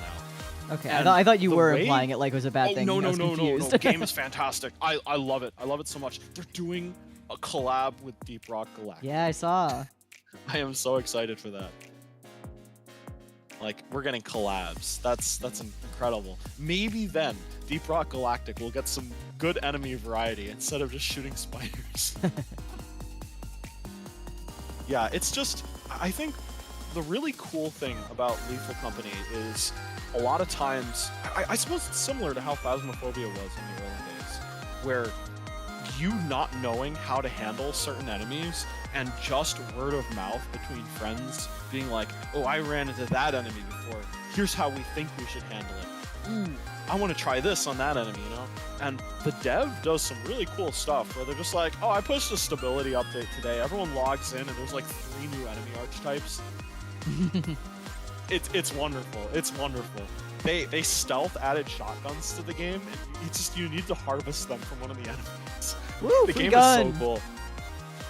Yeah, but you need to be like super prepared for those enemies. If you see one, it'll pretty much shoot you on sight. It's great. It's great. Yes, they announced that it hasn't been a proper announcement yet, but the Deep Rock Galactic social media sort of presence has posted clips of the miners doing the like F2 dance and pointing, and everyone was like, oh, it's just a reference, right? And then they posted a clip more recently with the developer commentating, and they called down a resource beacon, and it was playing like the out of tune do your ears hang low from the from the restock beacon in Lethal Company, and the dev was like, yep, it's a collab, and I'm like, whoa, let's go. Yeah, the game has already gone places, and I cannot wait to see where it goes from here. I still haven't I even guess played it yet. the only problem with the game at the moment, though, is just if you've seen everything, it could get a little stale. Some of the people I played with so far have in fact seen everything, despite me not having seen everything. So they play incredibly like they play really risky, and they have like very little regard for everyone's experience. It's just like YOLO. I'd never taking be our able to play most with them valuable then. items. I'm taking our most valuable items and running into there, and then they get. Yeah, you I know by a exactly slime who or you're something. talking about. Yeah. I'd never be able to play with them like that. Yeah, I'm too much of a it's baby the gamer. same. It's the same people. It's the same people that I talk about. I've talked about playing modded Minecraft with. Like they're the same people that just bum rushed the quantum tech tree on day 1, and then I join on day 2, and the game's like done already. You know, it's still fun because a lot of the game's like fun and humor revolves around how players respond to different things. So it's still a fun experience. It's just that discovery aspect Yeah. isn't really picked up quite as much. Whoa. Did I just hear a ping? Oh yeah, we've got boy number Yo. 3 in here. 1, 2, and 3. Holy shit, Let's you're really go. quiet. Hold on. Oh shoot. Let me turn you up. Speak. Yo, this I'm has just speaking. become Okay, I think it's better AstraLog now. Satsudan. Impromptu collab. Oh no, you're still really quiet. Hold on. Oh no. Maybe I can boost mine up a You little bit. sounds. You sound Hello? fine to me. Do Okay, that's I- better, Do I that's have better. you? Do I have you hella boosted? I do not. Strange. Of course, I'm not using my standard audio setup. Sorry, I'm just going off of how the levels are reading on my end, so. Oh, okay. No, you sound fine now, though. Oh, awesome. Well, this is a surprise. I knew Ori was showing up, but welcome. I guess you felt left out. No, I was eating dinner. I guess I was gonna join. I don't know. Well, you didn't my even know I was God. doing this until I posted about it, so. I had No, some I did not. absolutely delicious din din tonight. What'd you have? There was like a hometown diner in, would you believe it, my hometown, Whoa, big if true. Whoa. that I don't think I've eaten at in like 10 years. And I went back today, and it had been like beautifully remodeled. And Whoa. the menu was different, but I asked for something on the old menu, and they knew it, and they made it. Isn't I that such a had- good feeling? Yeah, I had my thick sliced roast beef with mashed potatoes, corn on the cob on the side, and a chocolate pudding to round it all off. Man, one of my favorite neighborhood restaurants got closed due to pandemic, so No. yeah. Oh, I there just am on the realized- tree. I am the gift. The one that keeps on giving. Whoa. Yeah, but it was so good. But man, in 10 years, some things change, but some things stay the same. Oh, wonderful. Yo, wasn't I going to trade you some Pokemon? Yeah, I was you guys are I was waiting trading. for you to be like, okay, I've got my video James, I'm ready. Yeah. Oh my gosh, there's just been so much to talk about. So much cool stuff. I hope I can stream on Saturday. I don't know if all of my dongles and tech will arrive in time, but I think the things I need the most to get things off the ground are here. Seeing as I'm like in a Discord chat, it seems to be okay. Is pretty alright. Pretty alright. I'm gonna take 2 seconds, I'm gonna export this as a PNG and then drop it on Twitch and see if it works. Woohoo! Let's go. Save as emote art. Yeah, so one of the most infuriating things about Scarlet and Violet that I have encountered thus far is the fact that, well, is how they do the Terra Raid quest board in the game. When you log online, you can go to a tab, Oh, I know Portal, exactly what you're talking the about. online mode, where I think, what is it, 8 or 10? Is it 10? It's 10. Yeah. No, eight cards we put up on screen. 2 of them are like options menus. But yes, there are 10 cards on screen, but 8 of them are Pokemon. And basically each Pokemon, it shows a silhouette and a star rating, as well as what Terra type it is. I won't go into the the specifics on how raiding works, but this is like just key information that tells you what is this raid going to be like. Are you ready for this raid? Pokemon raids are kind of fun because Oh, I have a lot can- of fun with them. That's Yeah. what I do most of the time. Yeah, That's how I managed to fill out my decks, because there's all the trade Pokemon, but all those trade Yeah, Pokemon still show up in exactly. dens. Yeah, but here's the thing. When you find your own, so every day your personal map of Paldea for your character refreshes, and you can do your raids and put them online so other people can join you. However, if the Pokemon that are available on your map that day are not ones you need, you gotta go online, go quest board, where they'll show you the silhouettes and the pertinent information for the raid. If there's a raid you want to do, you need to, as fast as you can, try joining the raid.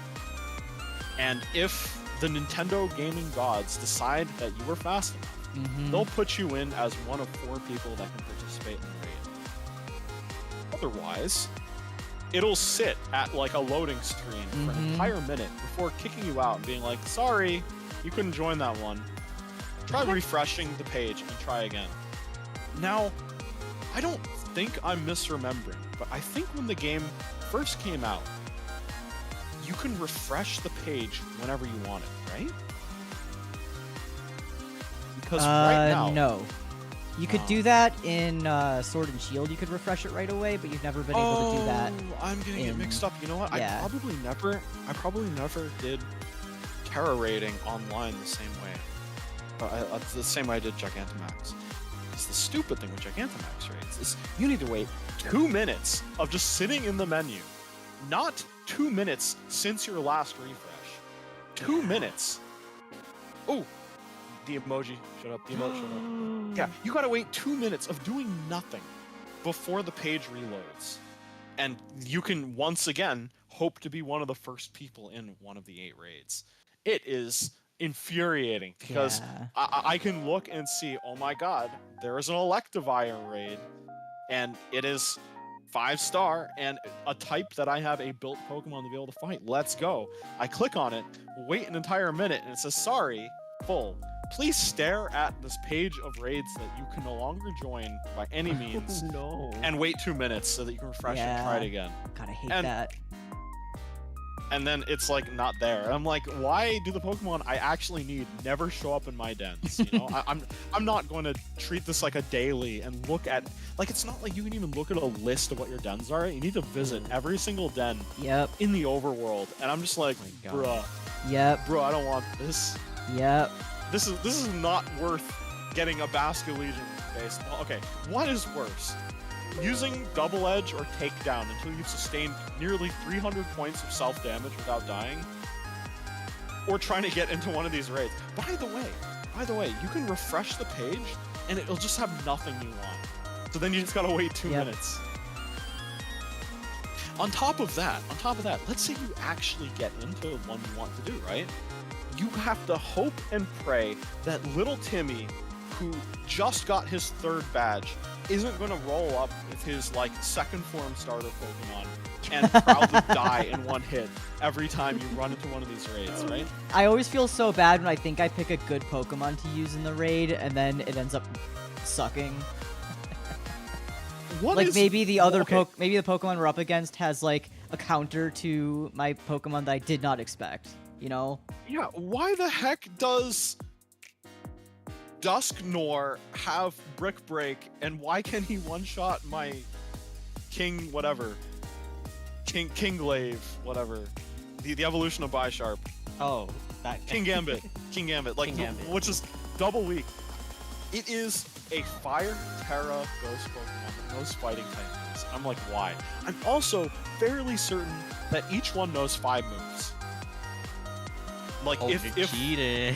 yeah. Yeah, some of them 'Cause- do get bonus moves, I'm pretty What? sure.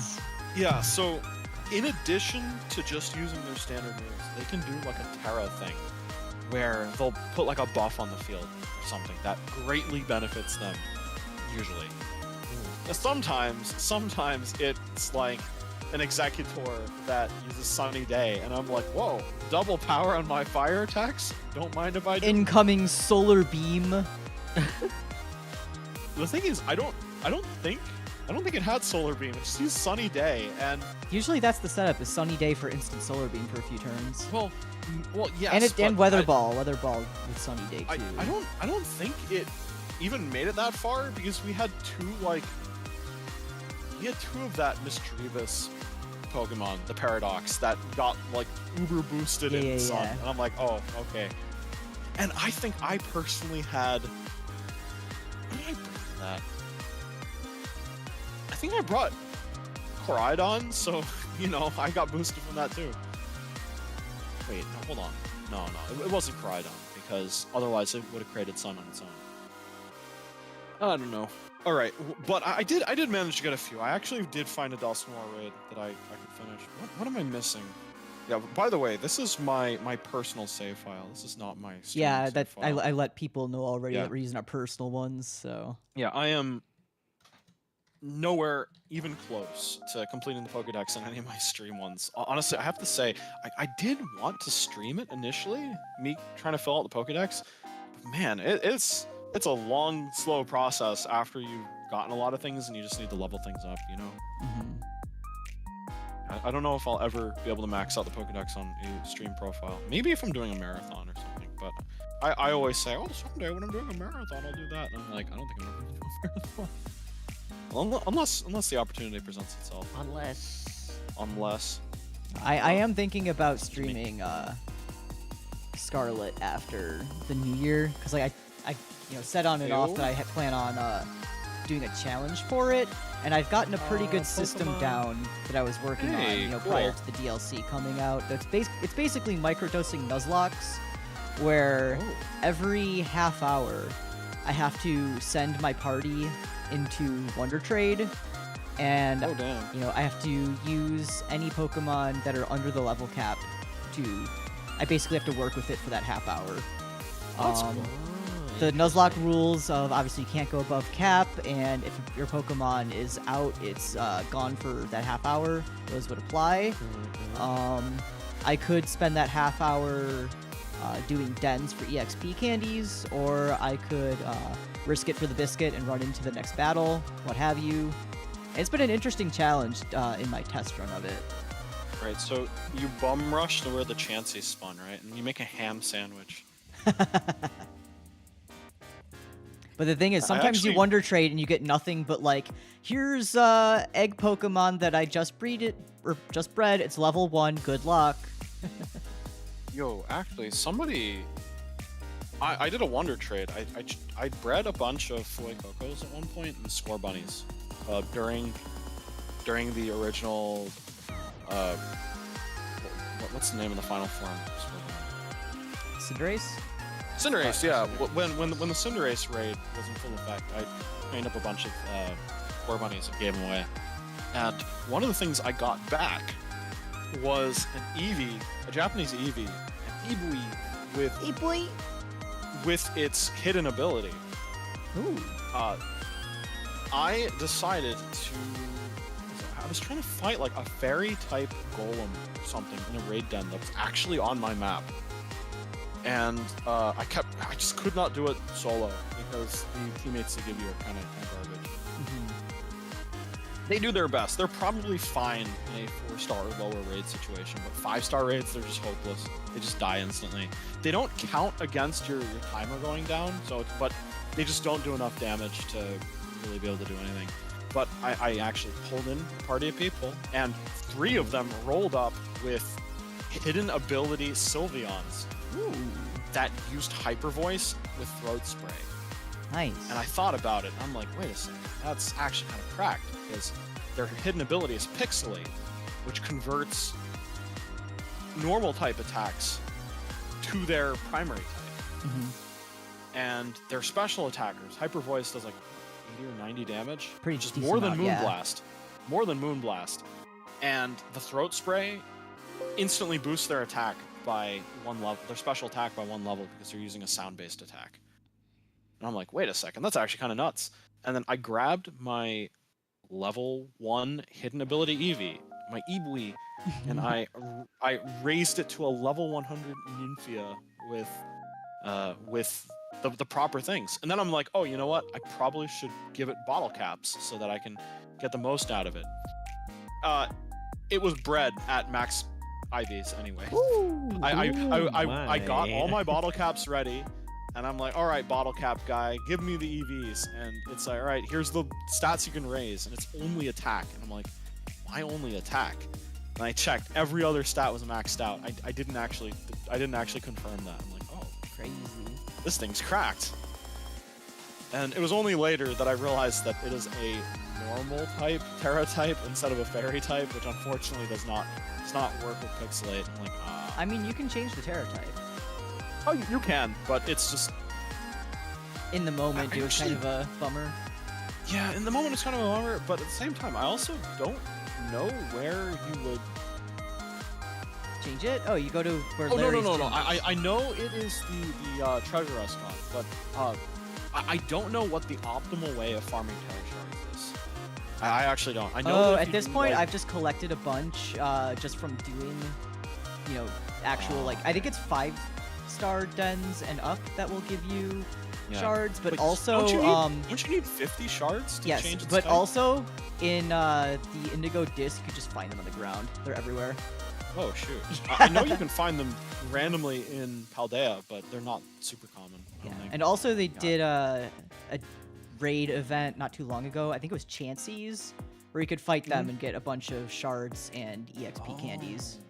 Oh, well, that's kind of cool. I did notice that when you beat the current the spotlight 5-star event, you get 50 of the secondary type of each target Pokemon. So it's Dialga and Palkia right now. You can get 50 water and 50 steel for every clear. It's actually kind of nuts, and maybe that's how people farm for it. They just wait for events to roll around and have rare things. Actually, I ran into a scenario where that's right. My normal type Sylveon is actually really effective in the Dialga fight because everyone else is here terastallizing into Fairy type, which is weak to Steel Beam, and they're just dying to the Dialgas. Mine doesn't die because it's a normal type. It's a normal type. It's not super effective against that. So I kind of carried my team the one time I fought the enemy.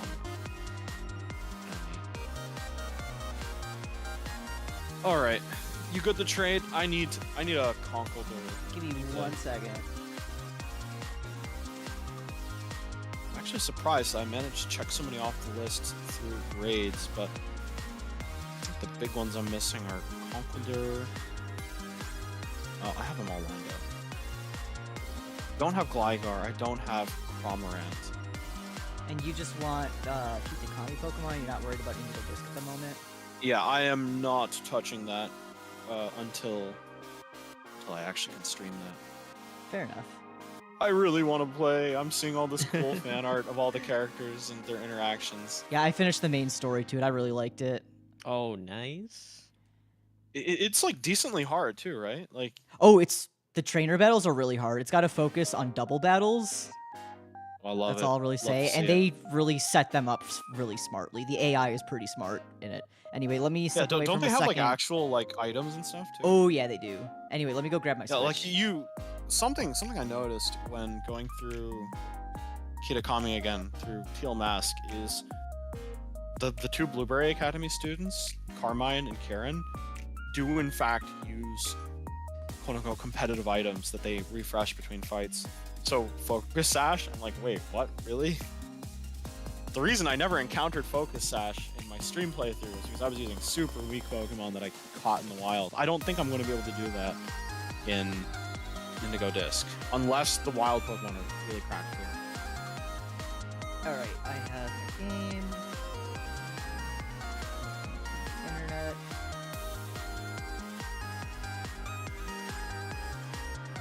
Connected to the internet. No, we lost. We lost that. You know what? We did not play that Duskmore raid because it knew Brick Break and it kept killing our Wait, I'm wonderful. pretty sure you can find Duskmore in the fairy type wild, Pokemon. though. Can you? Yeah, I'm Oh. pretty sure it only spawns in like one location in that. You know, where it's like over to the east side of the mountain where there's like those big ravines. Wait, I'm pretty really? sure Oh, it's right shoot. over there. Oh my gosh. And only like one let spot me, though. Let me And see if I only can at find night, that. obviously, because it's a ghost. Let me double check. Spooky. I actually did most of my running around during one of the times it was locked to the daytime, so that could explain why I never found it. That's the blueberry dex. Yeah. Yo, unfortunately, I kind of wanted it to be a stream moment, but unfortunately, it's just not super feasible because it has a Pokédex requirement. But I did the. Oh no, never mind. I am Oh? mistaken. I'm mistaken. Oh, is it not there? I checked my Pokédex and it says habitat unknown, so Ooh, okay. I'm pretty Well- sure I could though. Maybe you had. Or maybe, if you could Maybe there was a raid den there that you just conquered. Hey, Jonas Sinsor, thanks for the raid. Welcome in, Raiders. My name's Arktos. I'm member number 2 of AstraLog, and I'm here Oh my god, Jonah. with boys Hello. number 1 and 3. Welcome in, Raidars. Raiders. Radars. Radar. Warning! A Reaper has traveled to your dimension to prepare for its destruction. Ah! Fear not, as Oh, senior no. traveler Jonas Sinsor and his entourage have come to help.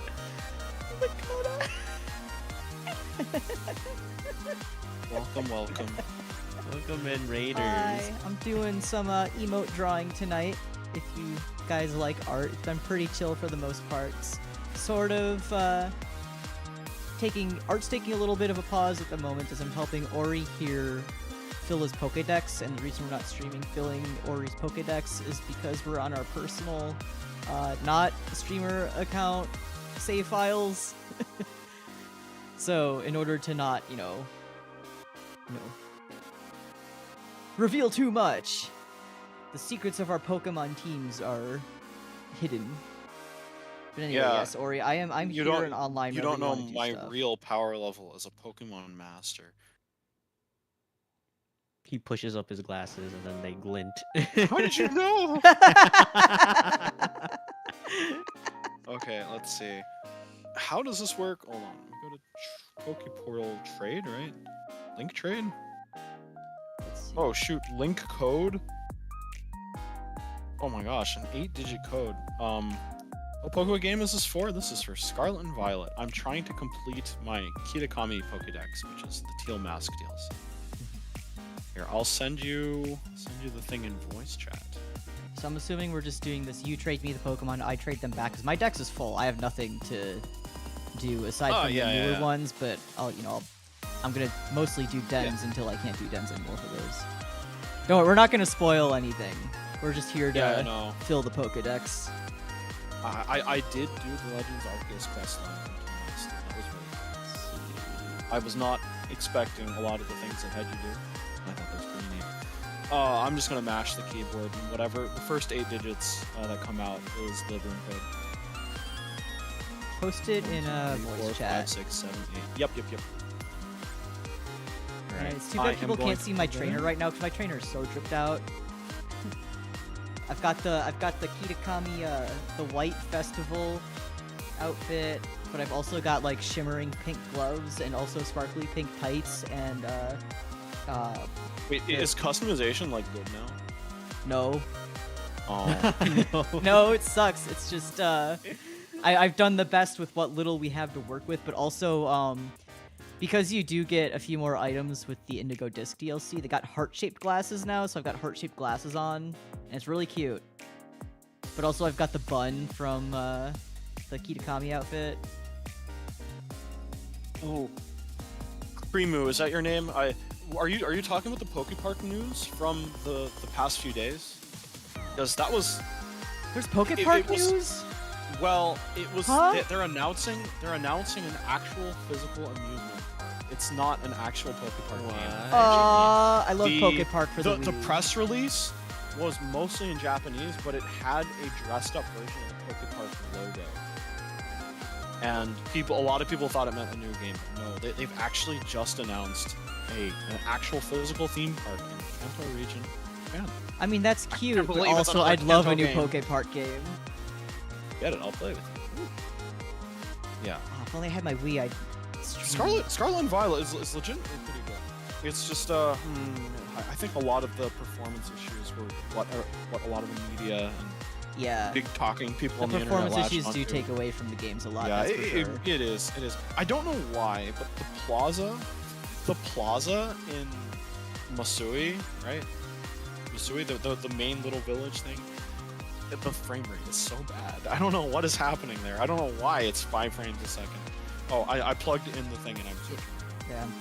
This is such a strange way to seek a trade partner. It feels really arcane. It's like smoke signals. Smoke signals. Smoke signals. Oh, please give me a. No one could be found. Did I type in I'm the thing searching. correctly? Hold on. Begin searching. Oh, hold on. Type in again. Can you trade me a Gliscor, I guess? You can have it back afterwards. I just need it in the Pokédex. I should have one. Let me check that I have one. Trade me a Gligar. A trade partner has been found. I hope it's you. Woohoo!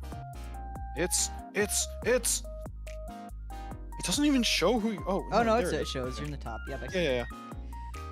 Alright, Wait, flies. why do some Pokemon have this aura and are bouncing up and down?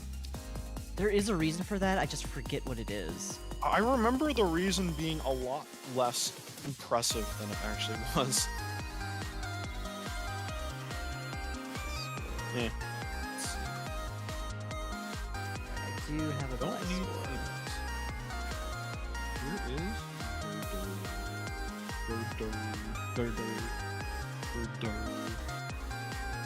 Waiting for the other decisions, communicating. Let's just put off multiple glitches at the start of the release and how dodgy everything looks. I don't want to encourage Pokemon to keep playing out incomplete games because of the coming. That's entirely fair. Like, I don't blame people if they stop playing these games because they are less than fantastic to play on a technological level. I'm a freak who plays Pokemon for the lore, and I genuinely really like the story in Scarlet and Violet. I think it's fantastic writing all around. Plus, I do like the Pokemon themselves. I really like the feeling of exploration, and I think they nailed it pretty well. Yeah. But like, I'm not gonna, be like, yeah, Pokemon, you should still play the game. What's wrong with you? Puh. Spits on the floor, Right. Quaxley looks pretty cute. Yo, Quaxley support. Let's go. Quaxley needs more homies. I am not a Quaxley homie, but I support Quaxley.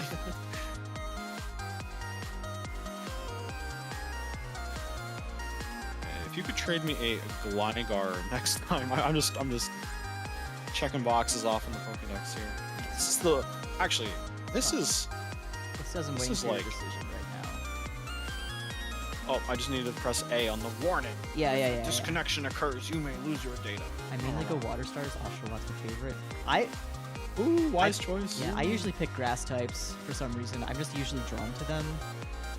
Probably just subconscious bias because Bulbasaur was my first starter ever. Bulbasaur.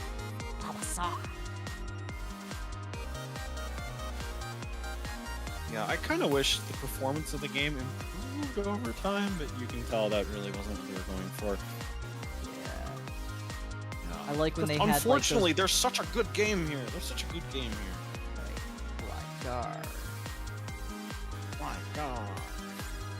Do I have a Gligar? Yeah. I don't have a Gligar. Oh. I can go catch one. Actually, can we try the thing where we run around in an area with Gligars in it, and I try catching it? Isn't that Pokey something? Yeah, we have to area? go to that.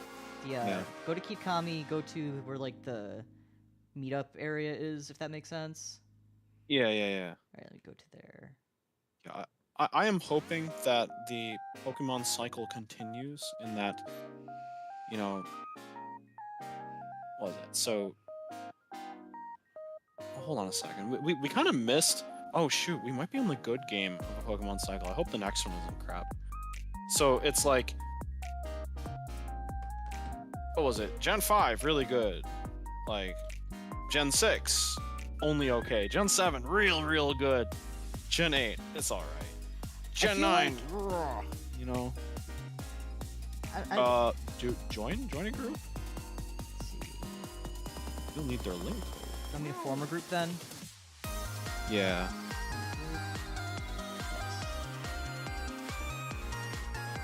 Oh, it's a 6-digit link code. Do you want to just use the same one? But oh wait, hold on. Does it assign you a link code? Hold on. Yeah. If it has you manually put a link code in, you might as well Oh, just yeah, take the first it six digits. it gives me one. Let me type it in. Okay. Cool.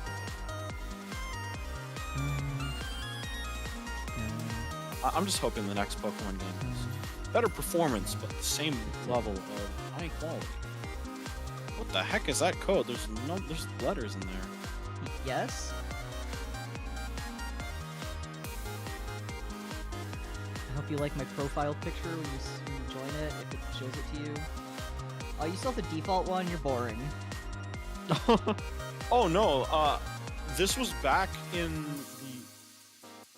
Hold on a second. No, this was back, like, this picture was from the 1.0 version when it was still glitched and you couldn't use a random picture. For those who... My... Everyone here, my current profile picture is of a Joltik, and it's very cute. It's mid-jump. Oh, Joltik! Oh my god, Joltik. I love that, what appears to be that new feature. Yeah, Have you look heard? how dripped out I am. Yo, that's... I got mad you did style. the best you absolutely... Holy guacamole, you did the best you absolutely could. Mad What styling you right had. now. That looks good. That looks good. Alright. Where let me figure out are where the Gligar- Glygers at? Where are the Cramorants at? I'm about to look at my handy dandy Pokédex.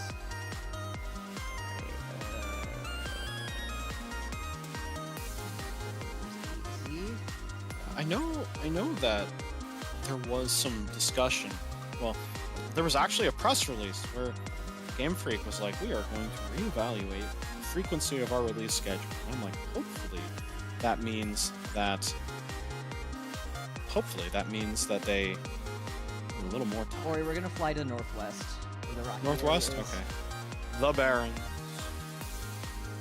I also wouldn't mind another Arktos game. I know there's like crazy fan theories about how the Hisui starters showed up alongside 3 other unassociated starter type Pokemon in the trailer for Indigo Disc, I think. I don't think I And even yes, watched the Criminal, trailer. I am multi-streaming onto YouTube right now. It's actually not too bad to manage. You just need to have the, well, I'm using OBS, so the OBS plugin that allows you to stream 2 places at once, and then also I have a thing that lets me observe 2 different chats at once, which is... Yo, I see a Gligar. Yo, wait, is it Nose Pass that you can't get? No, I got Nose Pass. I've already got this Pokédex filled anyway.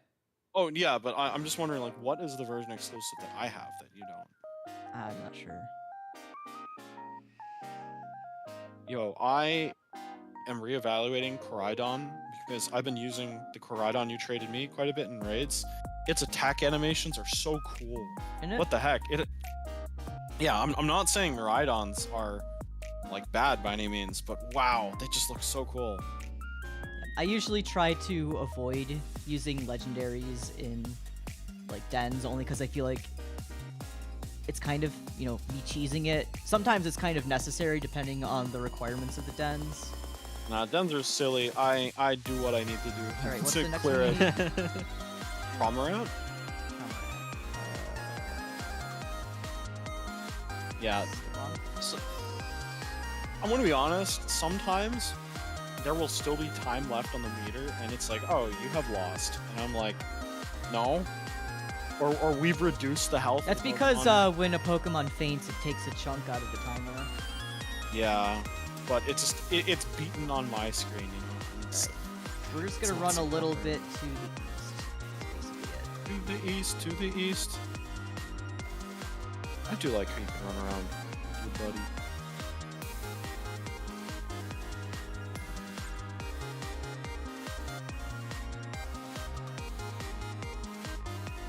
still can't get over the fact that Orion has wheels, but he just lumps around.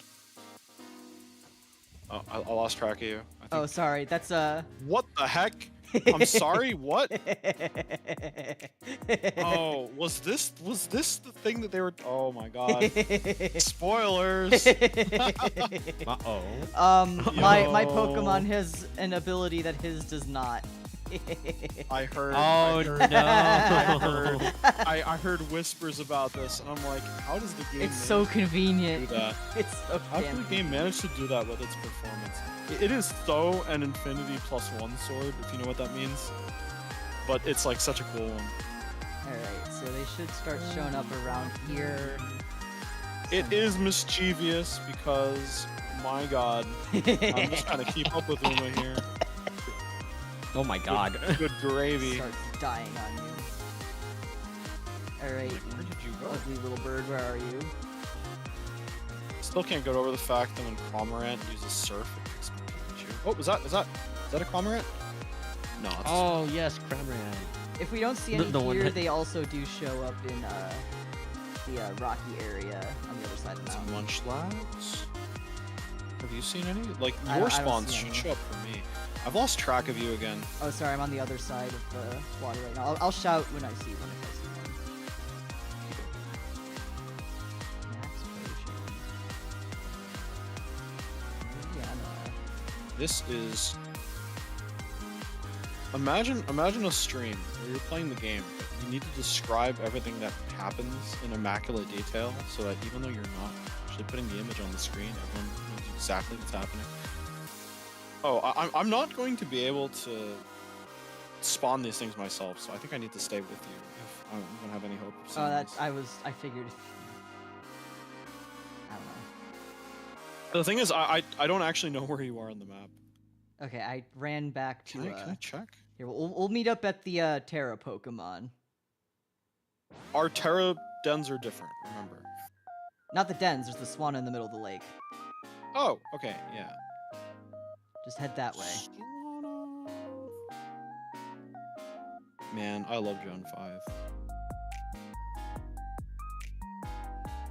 Please, don't, Ilka, don't mess up the Gen 5 remake. Please. There you are. Okay, since they don't seem to be spawning around here, well, you just got attacked Oh my by god, a bird. I got attacked by the Swanna. Ha, idiot. Go away, you dumb bird. I'm glad chat Oh. seems to agree with the dumb rules. Yeah, It it's is- okay, Jonah. It's not really- actually there unless you say anything. Yeah. So clearly, nothing is there. Am I right or am I right? No Like- problem. They literally would have no idea. All right, so Sema, Hey, right now Semaphore. I am currently helping. Oh, I've just been attacked by the Swanna. I'm currently helping my God. Ori fill his Pokédex, his Kitakami Pokédex, because he's missing a few. However, we are using our not streamer save files and therefore are not streaming them. So that's what's going on right now. But I shall describe what we're doing in immaculate detail. I, upon my Miraidon, am floating on the surface Okay, of the water let's and fly over Uma to. disappeared. Let's fly over to the east side of the mountain. 'Cause I think they're a little bit more common East there. side? Okay, so over by Fellhorn Gorge? Fellhorn Gorge. Okay. I guess fly to Kitakami Hall. The Kitakami Ogre Hall, okay. Oustin. Kitakami Hall. I'm gonna oust some ogres. Get out of me swamp. Except I say to them, it's me swamp now. Look at me, Shrek. I am the captain now. Playing Nani? Indigo Oh my Disc God. nonstop. God, I wish I was playing Indigo Disc Sama, right now. You have no idea. I want to play. I want to play, but I can't. I'm not ready to stream yet. I can't do it. Now you know the pain of me having to wait for Armored Core. Oh my god. Yes, I know. It's like back on debut days where I was waiting to play There you are. the game at all. And then I played it for like, what, 11 straight hours? 10 and a half hours or something the next Saturday. Oh man. Do they spawn at night? They should. Near, far, wherever Going to the, you are. Platform Oh my god, I don't have your fancy abilities. I fell into wasn't the even water. flying there. I was just regular gliding. I fell into the. I don't know. I just fell into the You water. fell? I probably Oh, no. dashed I before. fell. See, I usually dash before I take off to Yeah. glide, which gives me a little more airtime. Hey, I am getting There you are. so many frames right now. Just Frames. Like a whole 4 or 5 of them. It's just so many. just get more frames. This is more frames than what a medieval peasant would have experienced. Just in their download entire more lifetime. frames. Be grateful for your frames. Jeez. Are they specific? You're going to an Indigo Disc tournament? Do you play competitively? I don't. Yo. Whoa, Sema, I didn't know. Well, that's awesome. I like I to just follow use a the lot. Pokemon that I think are cool. Does that always work? I- Absolutely not. I watch video essays about competitive Pokemon news. I find it so fascinating from like a game design and balance standpoint. I don't think I've ever done it myself though. Why am I saying I don't think I have? I literally haven't. Yeah, as long as you're having That's fun. important. Yeah. That sounds awesome. Down.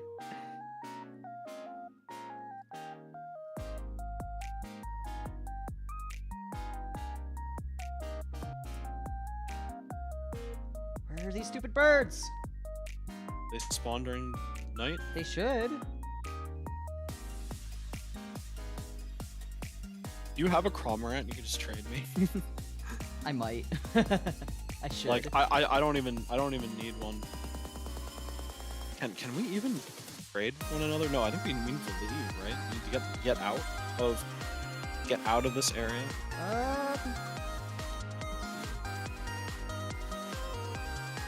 Once mean, again, my you link sip a code is pop still art there. Paradox Pokemon. My link code is still there. We should be able to if we just use the same link code. Oh yeah. The trade link code is 8 digits long, not 6. No, I mean the 6 or the 8-digit one that we used before. Oh yeah. Just do that. Yeah, I'm like down 2 Pokemon. Let's just trade. Oh wait, wait.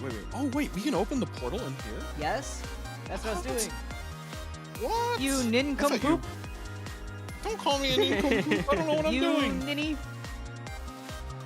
I don't know what I'm doing. Alright, search. Species.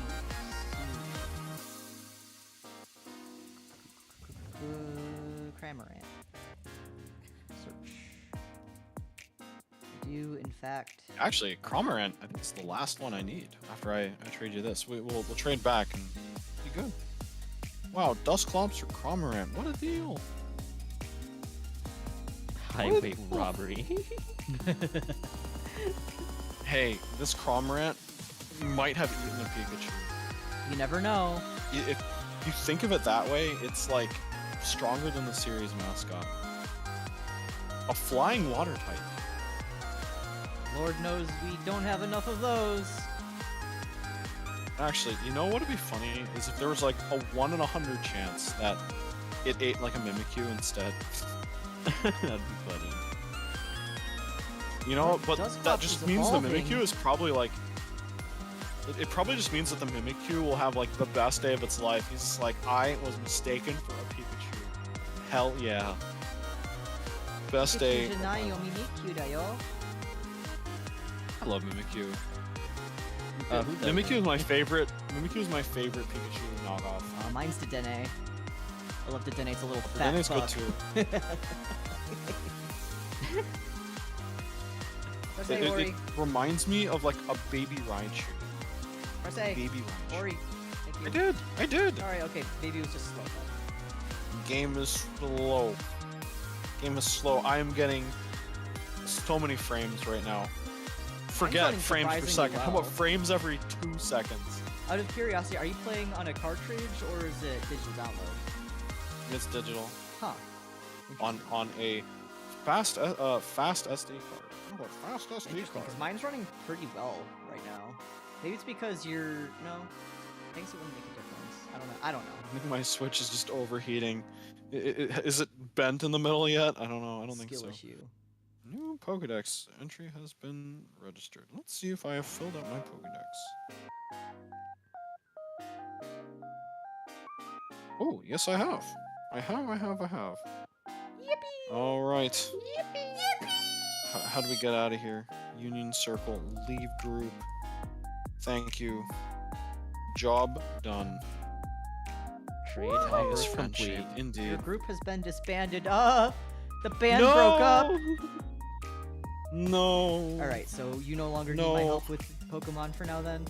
Yeah, I'm good. You can Back go to back to drawing. Back and to drawing. That All probably means I'm done with Pokemon until I actually stream it. Dark Souls looms on my horizon ever more than before. All right, so I'm gonna do a laughing next. That's another one that I'm lacking at the moment. I'm not sure. Mischievous laugh. Oh, I hate Windows 11.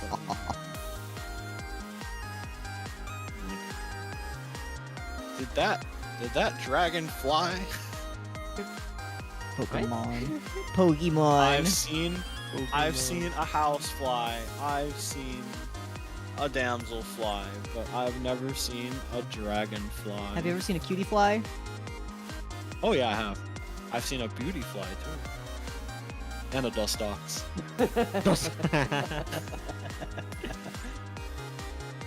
What else do I need to install on this computer to make it stream ready? It's like not overheating. Maybe my other computer is just problematic. Sounds like you need to download more RAM. Maybe it shouldn't get that hot. You know?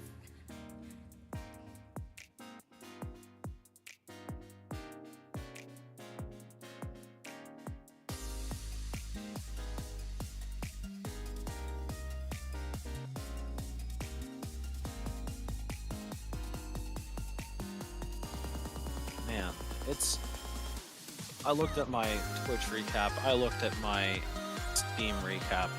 I played Dark Souls 2 more than I literally streamed on certain months. That's kind of impressive. You were like out So, of the country. Though, yeah. Right? Oh, no, I mean like, hold on, I wonder if I can... I haven't even looked at my Steam review, but I'm sure it'd be like, you played so much fucking Musash this year, and you're no better at the game. What's wrong with you? Oh no. I think I checked mine and it said, "Oh, you played Gundam Evolution for 16% Wow. of the time." And I'm like, "Where's the game's gone?" Here, I'll open mine right now. We'll get a live reaction. Review your year on Steam. Oh boy, I think it's gonna be Muse Central. It's loading. Yeah. It's loading. Uma's Steam Year in Review 2023. This year, you played a variety of different games. Here are a few of your highlights. 16 new games with 19 games played. 151 achievements unlocked. 12 games and 22 rare achievements. 5 days with my longest streak with 2 games played.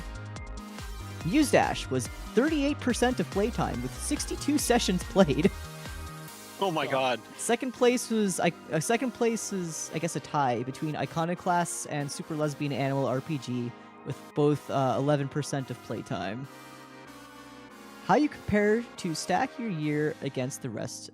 How do you compare stack your year against the rest of the Steam community? Okay, got 151 achievements, which is way above the Steam median of 16. That's very That's, surprising. I really yeah. wonder about that. yeah. Honestly. But it probably just means that some of the most popular games people just play over and over and over again.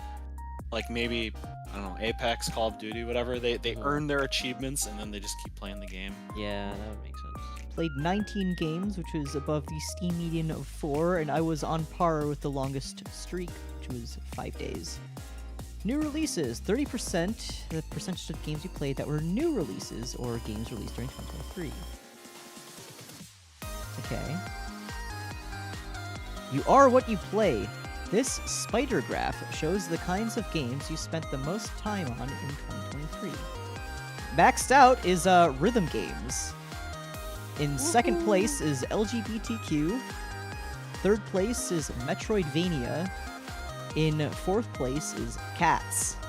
Because I guess cats are their own genre of game. Oh my god. Fifth place is 3D platformer, and sixth place is bullet hell.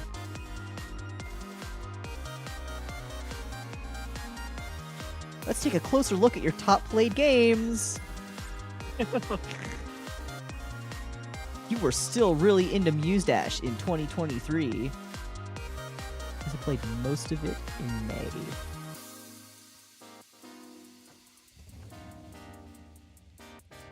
Yeah, Iconoclast, good game. Good game. Super Lesbian Animal RPG, good game. People should play that. Fourth place, Everhood. Everhood was fun as hell. That was a good game.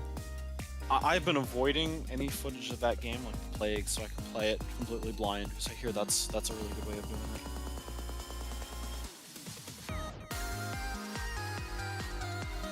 Oh man, what is life like going to be after Dark Souls?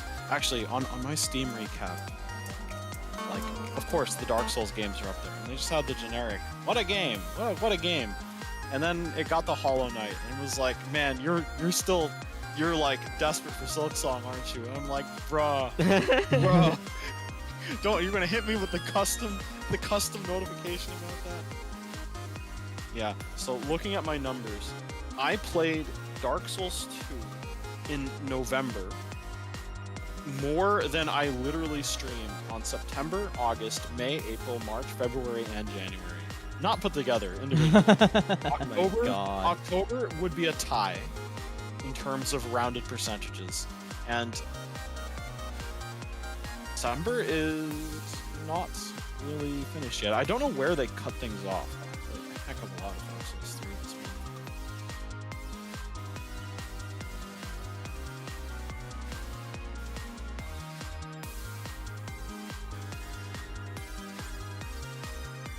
Still don't know how I beat Demon Souls in 4 streams. No, I keep wondering that, and then I remember I completely used a stupid magic build that invalidated. Hey Ori, dumb question. Yeah? Which Steam account do you usually stream your streams from? I use my Ori one? Yeah. Okay, just make sure. Yeah, I don't. Yeah, so the nice thing you can do is to just family share to yourself, so there's much less risk of doxing. I'm my own family. I am family.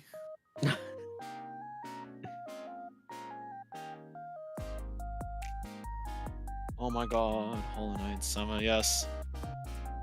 I very rarely replay games. Like, All right, Ori, check your Ori unless email. there's like, oh, what? Oh no, you sent me a, oh my gosh, wait. Hold on. Wait. I own Everhood. I already own What? Everhood on my You said you. I Ah! Yes, but then I got done saying that I family share, so everything on my primary account is shared over to my. You know what though? Consider it like a wonderful donation to the devs, because they made a wonderful game. Yeah, it is a good ass game. Actually, what if I rejected it and you gave it to Sele? If you're lurking, what? enjoy yourself. Ever Thanks for stopping by, Jonah. Enjoy your lurk. I mean, Bye, it's just a good game. See ya. Everhood? Everhood. Neverhood, yeah. Wait, didn't you watch me Everhood? play it? Oh, this game! The rhythm game, yeah, the yes, RPG I rhythm remember. game. Yes, I did watch you play. Yeah. Yeah. Just be aware, I own like many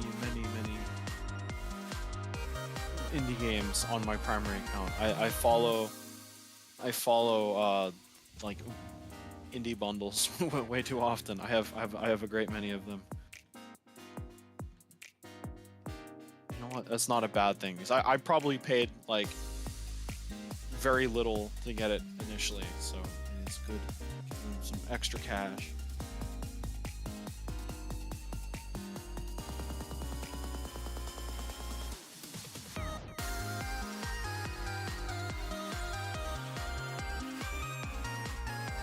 Man, what am I gonna do? What am I gonna do after this is all done? Dark Souls. I think Maybe you'll finally play think I'm, Iconoclasts. Yeah. That is Metroidvania, right? Yes.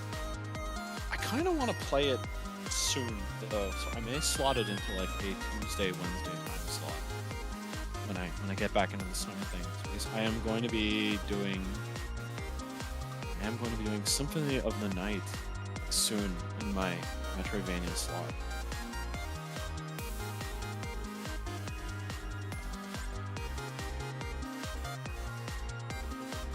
Yeah, like I am super enjoying my time with Dark Souls, but I am also looking forward to being done with it. I bet.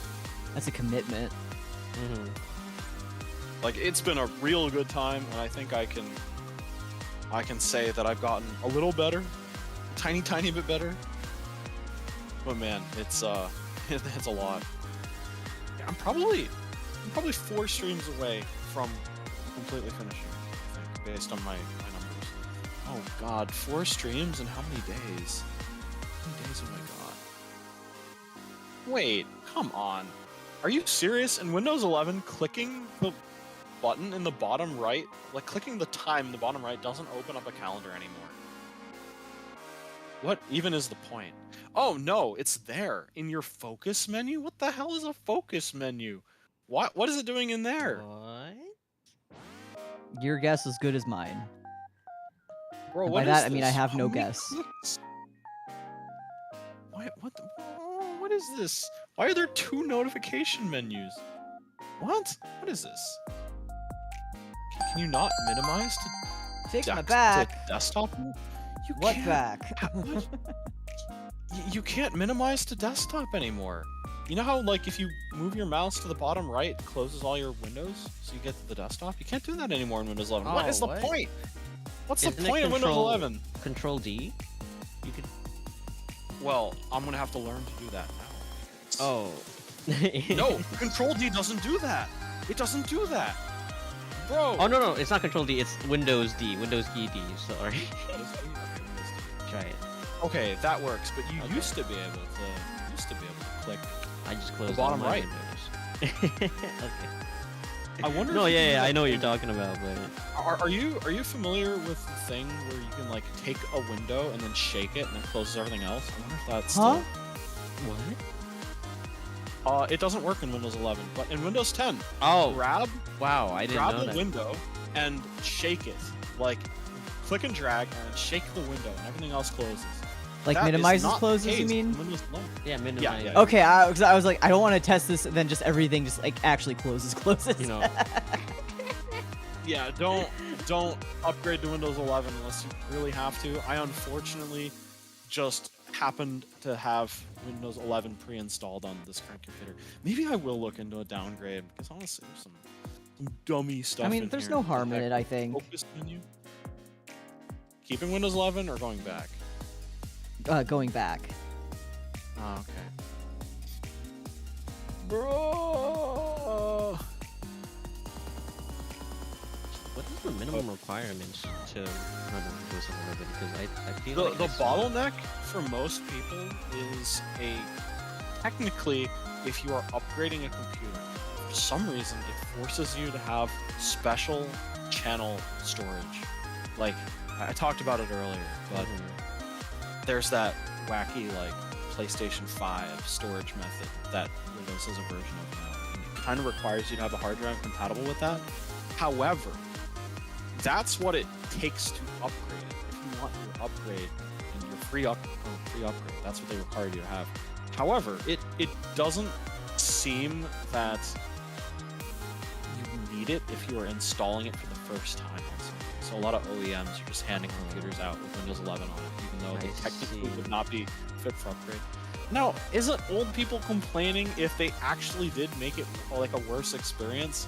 This is classic Microsoft when doing Windows. Like, it's not like there's no grounds for them to like sure, if it was pointless complaining, that'd be one thing. But it's like they've literally removed features that I use all the time. And they're like, huh, we now have a taskbar on the center of the screen. Are you all familiar concept with the design concept of infinite placement on a screen? What's that? Yeah, what? This is like the one thing I ever took away from a sort of like UX class ever, and I'm fairly certain the professor just did it to shill Apple, I guess. Oh wait, mean, like, I'm ancient in VTuber ages. I'm like in my 30s, so I feel old whenever I talk about tech stuff. It's totally understandable. That's okay. What was it? So, you know how on Windows 10 and Windows 8.1 and on Windows 7 and on Windows Vista and on Windows XP and on literally every single Windows thingy ever made up until 11, how if you move your mouse down and to the left, it will eventually end up in the bottom left corner, right? You with me? Yes. And if you click, it will open the menu. It will open the start menu. Yes. There is a very good reason why it's in the bottom left. It's because on paper, the start button, the Windows button, will always be in a range between the width of your screen and the height of the screen. Starting at the height and width of your screen to infinity, you will be able to click the start button. No matter, as long as you move your mouse a minimum distance, it will always end up on the edge of the screen. So there is a terminology used to refer to it, but basically it means that any button that you interact with is infinitely far. Well, like you can move your mouse 5 inches to the left and hit the left part of the screen, but you can also move it 30 miles to the left and it would still be at the same spot. This is the concept of like UX infinity. And it makes sense for these important kind of like anchor points to be used as places where important buttons are going to be. One of the big reasons why a lot of UX designers consider Mac OS, or whatever the heck they're calling it now, the reason they consider it so much better than Windows is because when you like move your windows around the screen, the taskbar, the part that says File, Edit, View, whatever, is always static and locked in the same position at the top of the screen. Meaning that if you move your mouse an infinite amount upwards, you will always end up on the taskbar and able to interact with those buttons without straying too far from where you initially moved. So it basically, long story short, it just means that it's easier to hit these anchor points on your UI. What Windows 11 has done is the default position for the start menu is in the middle of the screen. Rather, the middle bottom of your bar, not the bottom left. Meaning, it is infinitely far in the downward direction, but is not infinitely far in the left direction. Yeah. No, I get what you mean. It's a lot harder. It's a lot harder to click. Yeah. For some reason, they're like, oh, we're gonna center it. What is this? A touch interface? You failed Windows 8, Nintendo, Microsoft. Nintendo. What you thinking, Microsoft? Why you gotta mess with perfectly good design? Like, it's literally become like a design standard. Like, even on Windows 8, the original release did not have a start button in the bottom left. They assumed that because it was so deeply ingrained in people's understanding of how the Windows operating system worked, that people would understand that moving their mouse to the bottom left corner would be the equivalent of clicking a start button. It didn't work, but now they're literally flipping the principle and being like, oh, that design language that we've spent the last 30 years establishing literally doesn't matter. It's in the middle now. That's and I'm like, bizarre. Why would you change? And that's just one of many things that they've changed for the heck of it, from what I can tell. People really gotta learn the art of if it ain't broke, don't fix it, you know? Really? Yeah. Big tech companies constantly have to be like, oh, we can do it this way, we can do it this way. Something, Come on, something it just works. Innovation. Like, what did Windows 11 bring to the table? I don't think it brought New number! Nuna. The illusion of progression. We can play Ratchet and Clank. Close the book. We are done. Ratchet and Clank. Gentlemen, we have Ratchet and Clank. Epic. I'm just like, why would they do that?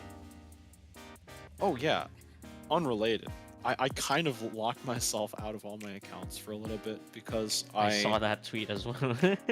So, what happened was I left my authenticator on a physical device. That's what happened. At my point of origin. I found a pretty janky way of being able to access it, but good gravy. I am so glad I'm back in this stuff. I checked out some streams that I said I would check out, but like I wasn't there. I was a faceless entity. I couldn't even say hi because it was just backup account.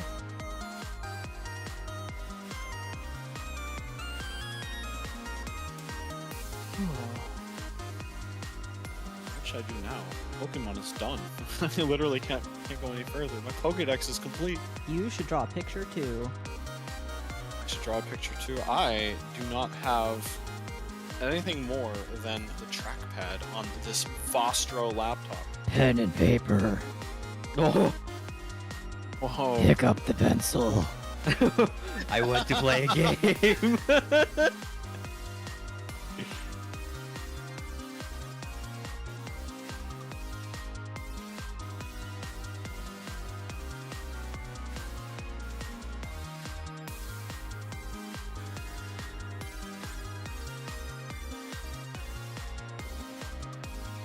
God, if I go looking for the stack of paper, I'm 100% going to find that hard drive kit.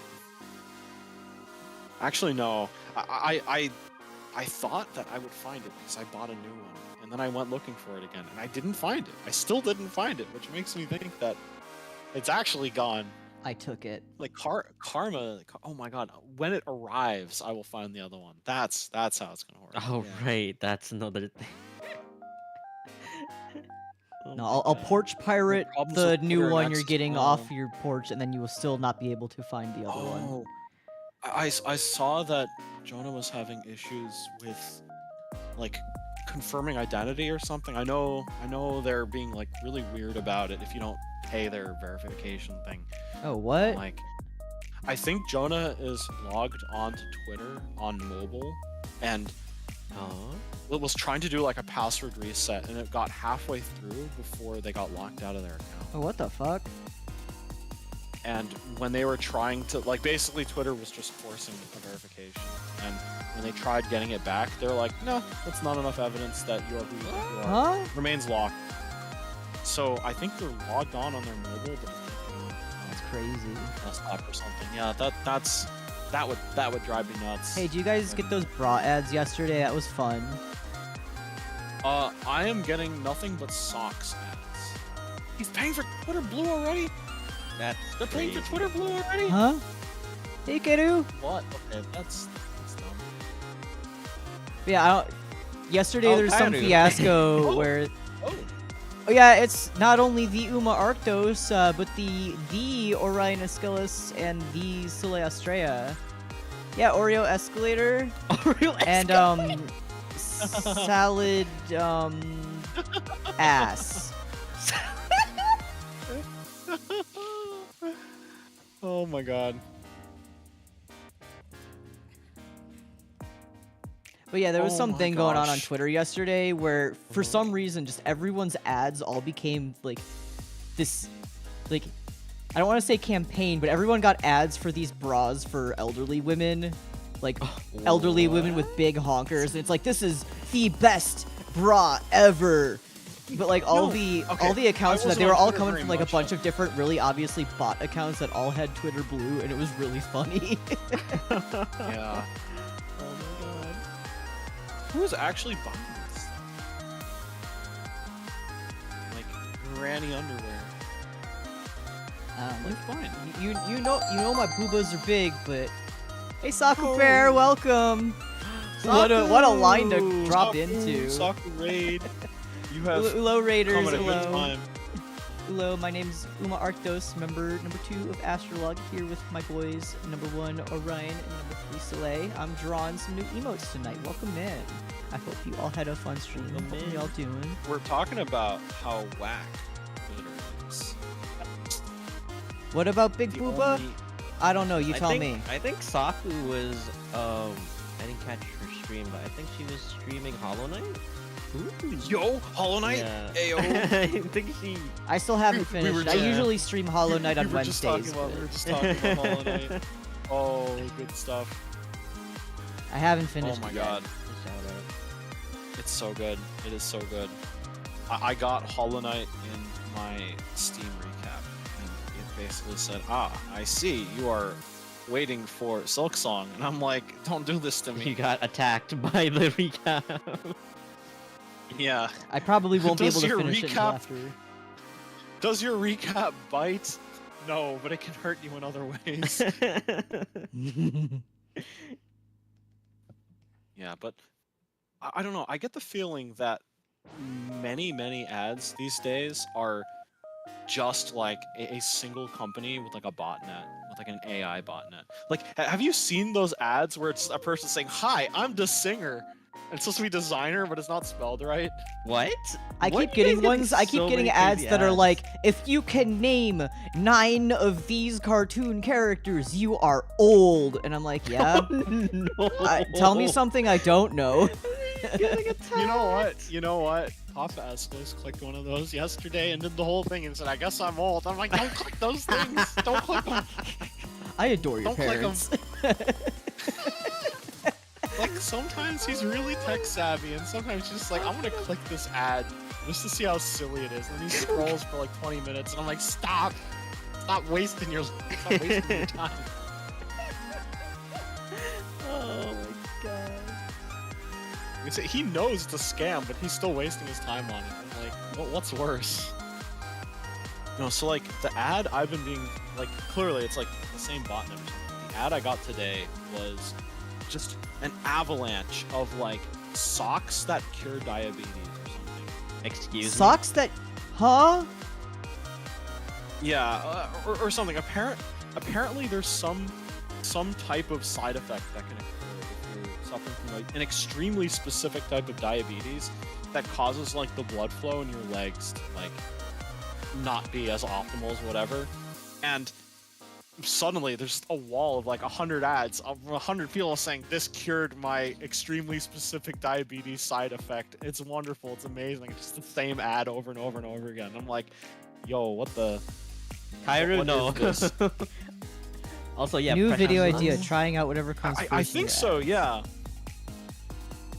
Trying out whatever comes first. I I've do know. actually been okay. So something I've been doing for probably the entire time I've used Twitter is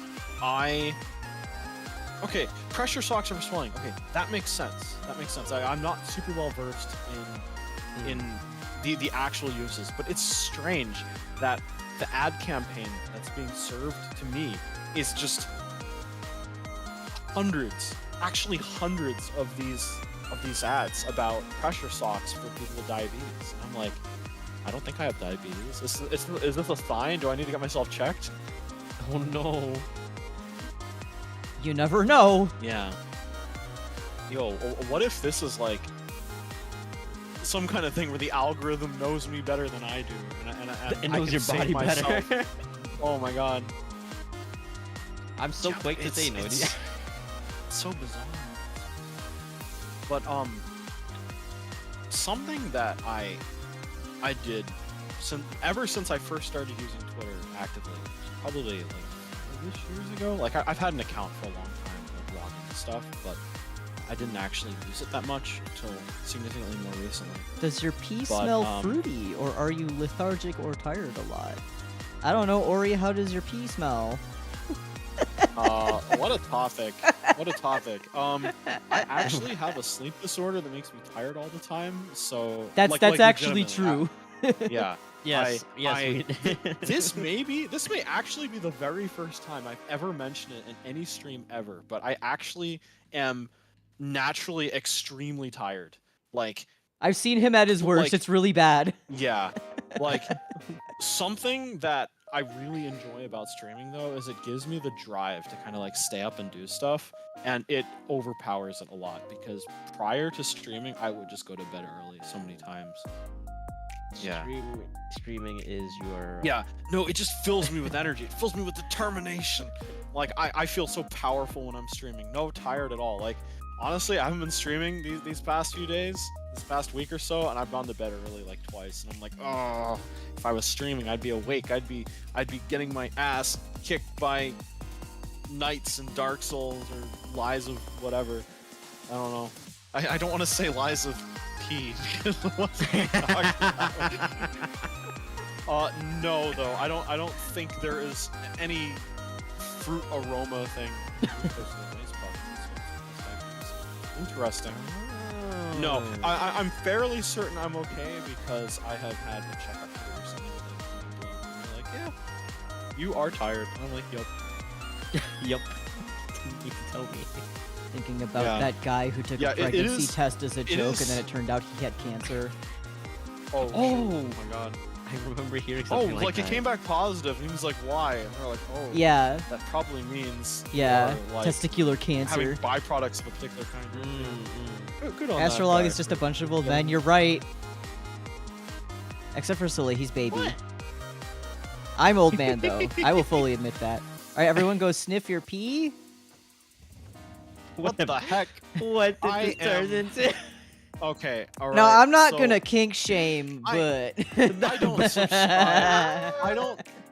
I don't subscribe to any illusions about We have to sasoness. I'm not an raise- idol. We have to raise But awareness. this is also too much for me. Oh my god. this is too much for Orion's innocent ears.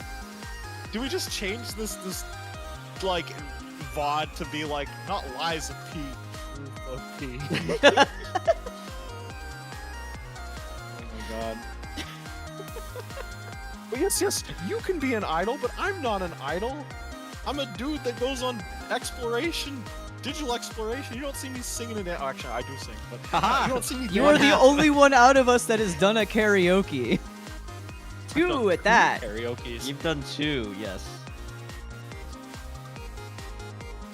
Oh, I went back and listened to it. I think my like the balancing was not right. I had the volume of the karaoke track was way louder than my voice. Well, it'll still be did better great, next though. year. I Don't would worry. like to do a karaoke sometime. It's just most of the songs I want to do probably don't have karaoke versions, and I'm not about to be asked to put all that together. And also, I'd like to be the only one in the palace when I do that, because I'm not particularly known to sing. That's true. I do want to make sure I'm the only one in. Fair. And also, I tend to stay up much later than the other people in the palace, and I'd like to not be making a lot of noise when we're trying to get their sleep. You know. Yeah. Consider it. Because truth is, I actually really fucking love karaoke. I may be tone deaf, but damn if I don't love a little sing-songing. I kind of want to do a 4Kids anime opening stream. Yeah, yo, I yeah, just yo. No. Dreaming. Don't give it up, Luffy. Dreaming. Don't give it up, Zoro. Zolo. Dreaming. Zolo. Nami. Give it up. Give it up. Give it up. Or the German Naruto opening. Here I am with my ninja clan. Ninja clan. Here I stand. God, I haven't heard that one in Sasuke, ages. he is so cool. Sakura, the beautiful.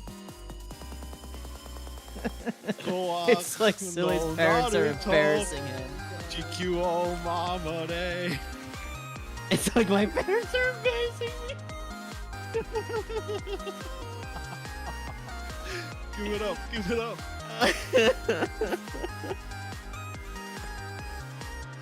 Oh man, the Pokemon like openings are actually pretty banger.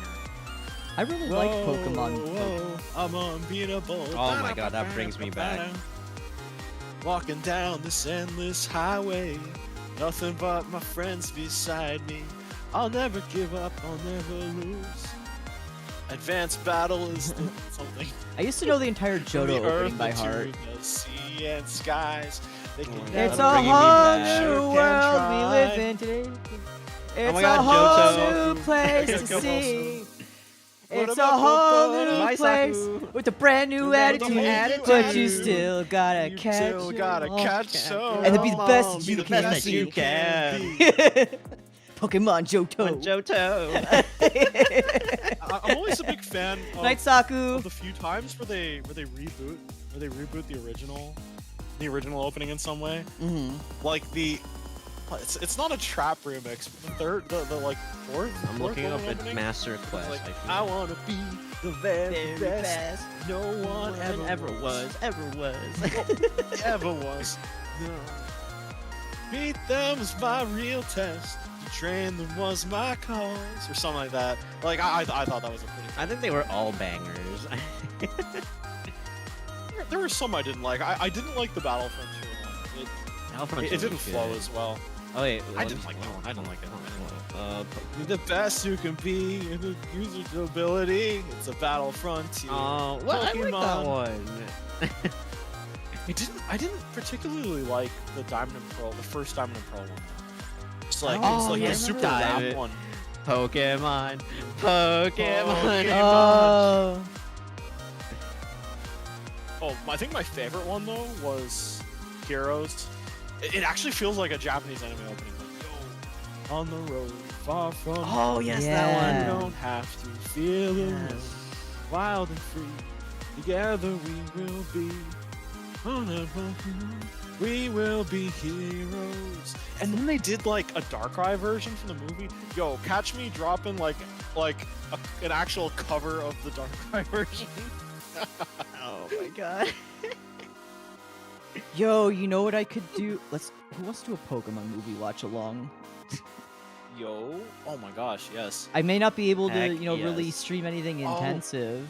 The black and white was like black and white one was my It's not always black and white, but and your heart white, always knows always what's right. knows what's right. It's not about That was like the win or last lose, one it's the I path you saw choose. before I kind of fell off that. Oh, I fell off Diamond and Pearl. Like I watched the entirety of the black and white anime, Oh and my then gosh. stopped, and then Yo. that sucks because apparently X and Y was really good.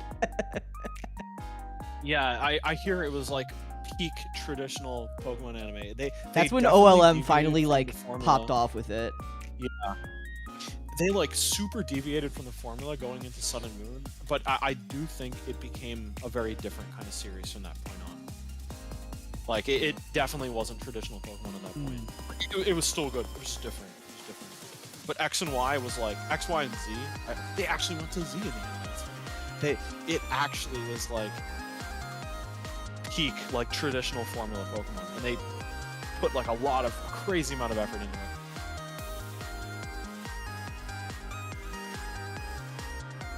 Hair Guide replaced Brock, which was Silent, right? Silent? I didn't actually. Yeah, Silent. He's one of the Striking triplets. Um, I love Dragon Silent. Ball Iris. Well, I loved Iris. She became an Elite Four member, right? Yeah, she became the champion. Yeah. Yeah. I loved Iris. I don't think there's anything about Please, Black Gen and White that I 5 dislike. remakes, please be good. You know what? You know what they should do? They should make Black and White 3. Whoa. Don't remake it. Just break the mold again and go to 3. They can count at 3 now. I mean, I'd be fine Whoa. with that as long as Black and White doesn't get what happened with Diamond and Pearl remakes. Oh yeah. Yeah, I know. There's people that like it. You know but what my I hot just- take is? It's not for me. You know what my hot take Oh, is? here we go. I really liked Your Omega hot take. Ruby Alpha Sapphire. That was so good. I Like, really Ruby liked them. Alpha I know Sapphire people was so hated good. them, but I So really good. liked it. Really? People People hated it. What's wrong with people? What's wrong with people? What? I like. I People didn't thought it was play too but, different. like, Yeah. And that's probably part of the mindset of them, doing Diamond and Pearl was making it too similar to the original. But the thing is like the things they changed were just building on the multiverse concept. Like I think that's fantastic because it's still the same story progression, but I don't know, the characters are just slightly different. And then they brought it all back for Rainbow Rocket. Oh, my hot take, actually, it's probably not that much of a hot take, but I think Sun and Moon is better than Ultra Sun and Ultra Moon. I think I like lose half a agree. lot. Yeah, you lose while Ultra Sun Ultra Moon has more fan service and is arguably like the better balanced game. The story suffers because they completely nerfed how bad Lusamine is. Though I do When like that- Lusamine fused with what's it called? Nihilego. That design is Yeah. probably one of the coolest designs in all of Pokemon, Yeah. and it didn't show up in Ultra. She just wasn't as. She was still a villain, but she was not as bad a person in Ultra Sun Ultra Moon. I God damn understand it, Pokemon! that- Where's the abusive parents? All right. Yeah. All right, hold on. Controversial. I hope I don't get your VOD flagged for this, but I'm going to speak about what I think makes the best Pokemon stories, or that they have shown so far to make the best Pokemon story. Speak your truth. I think, Katie. but I'm just afraid that certain key phrases are going to get this VOD flagged. I think the stories about domestic abuse lead, and the characters like growing beyond their suffering and like breaking out to like just be like, hey, this isn't what defines me, makes Pokemon games really great. Any game that has touched upon those topics has done a really good job with the struggle of certain characters. Like, it's never the main character, of course. No, you're right. Like, But it's N, the it's side Silver. characters. Yeah. It's N, it's Silver, it's Gladion and Lily. Yeah. It's Arvin to some extent Yeah. as well. Like, it's so good. And the whole point about Lusamine being a villain is she literally was a child abuser. She neglect, super neglect of her children, and obsession with like trying to bring her husband, presumably bring her husband back to the point where she lost sight of everything. And it's just like, man, seeing Gladion and Lily grow beyond their like broken selves from earlier in the game, such a triumph. And like, Lusamine paid the price. We never really had a resolution to that story plot, that storyline where she was being like transferred to Silphco because she was like in a super ultra coma for messing with all interdimensional beings. you Yeah, know? Ori, I remember when those games were out, you and I and one of our other friends were like kind of joking about like doing a Pokemon theory panel, like lore panel at a Yeah. con or something. And I remember saying they should make because, you know, the Alola games were the big thing at the time. They should Yeah. make a Red Sun Blue Moon set of games, which is basically it's like a sequel follow-up set in Kanto. that And then we got the Ultra its games. own storyline. But I would have loved for there to have been some sort of side plot where you go to like a hospital run by Silphco and there's Lusamine there paying for her sins.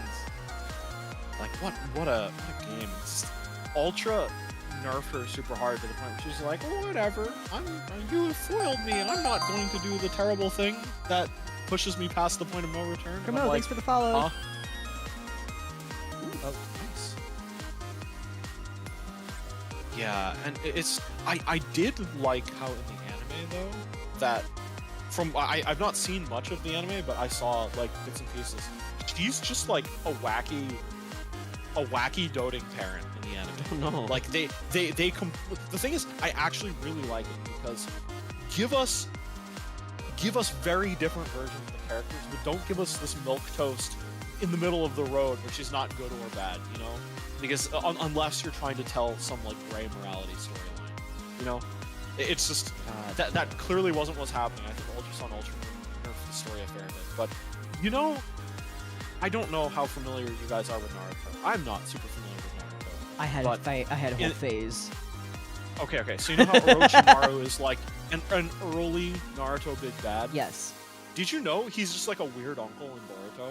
Like, Really? he has paid for his sins. Oh, Yes. yes, I know What? this. He is a weird uncle. Orochimaru has paid for his sins, and he's just like a character that shows up every now and then being like, I've come up with a wacky new ninja invention. Would you like to go see it? And then it's the plot for like 2 episodes, and That's then they just move on. fucking hilarious.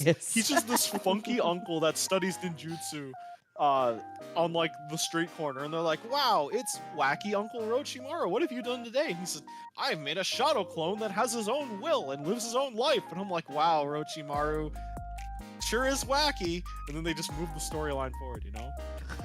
Like, they made Lusamine from like an actual terrible villain to like this wacky, like, all right, Lily, Gladion, make sure you come home before then. I have some cool new experiments. They're like, okay, Mom, we'll be home for dinner. I'm like, that's actually, like, it's an adorable family dynamic. They push the story in a different direction, and I quite enjoyed the way they portrayed certain characters. I just thought it was fun to see a different side of it like that. Mm-hmm. Like, what if Lusamine didn't go completely batshit crazy and she still was a doting mother despite being wacky as hell? Like, that's a lot of fun.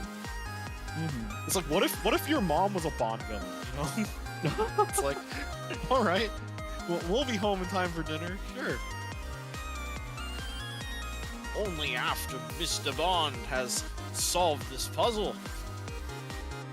Speaking of puzzles, I really want to play Professor Layton on stream. Oh, did The new one isn't out yet, is it? Oh, no, it's not. But they are going through the back catalog of games and releasing them on Android. Like, actually, they're releasing them on Android in like HD. In HD, Really? yes. And it's perfect timing too, because Google is pushing its Oh, the PC. Sorry, Windows 11 can natively run Android apps. That's another thing. Oh, Okay, fine. Huh? Windows 11 can run Android apps, and there is an officially released emulator now by Google Play. Google, yes. So you don't. I'm always a little skeptical of running like BlueStacks and stuff, because clearly you're just remoting into an actual device somewhere, and I really don't want to like, log into Arknights or Girls Frontline on that. Like I those accounts mean a lot to me. But like, if I could spin up like an actual like Google endorsed emulator like right on my computer to play games and apps, man, sign me up. Heck, man, I will play the mobile version of Genshin on my computer. you can finally stream Fate? No, I don't know. That's top quality content. I did ask for Fate prototype for Christmas, but if I don't get it, I'll just buy it for myself. That's the only reason I haven't started playing it yet. Not prototype, Samurai. Samurai Remnant. Yeah. It's that game has so many features. Like, you did not have to put like this certain feature in it. I'm like so many tutorials, so many like, oh man, it's a fun game. Yeah, I did watch, what was it, your first stream of it? I didn't Yeah. watch more only because spoilers and all of that. Yeah, spoilers. I happened to pass by when a very specific character appeared, and I'm like, yo, that's a very cool take on that character. I think I know which character you're talking about. Yeah, I think I was there up until Evil Wife showed up. Maybe a little after Evil that. Wife. I think, yeah.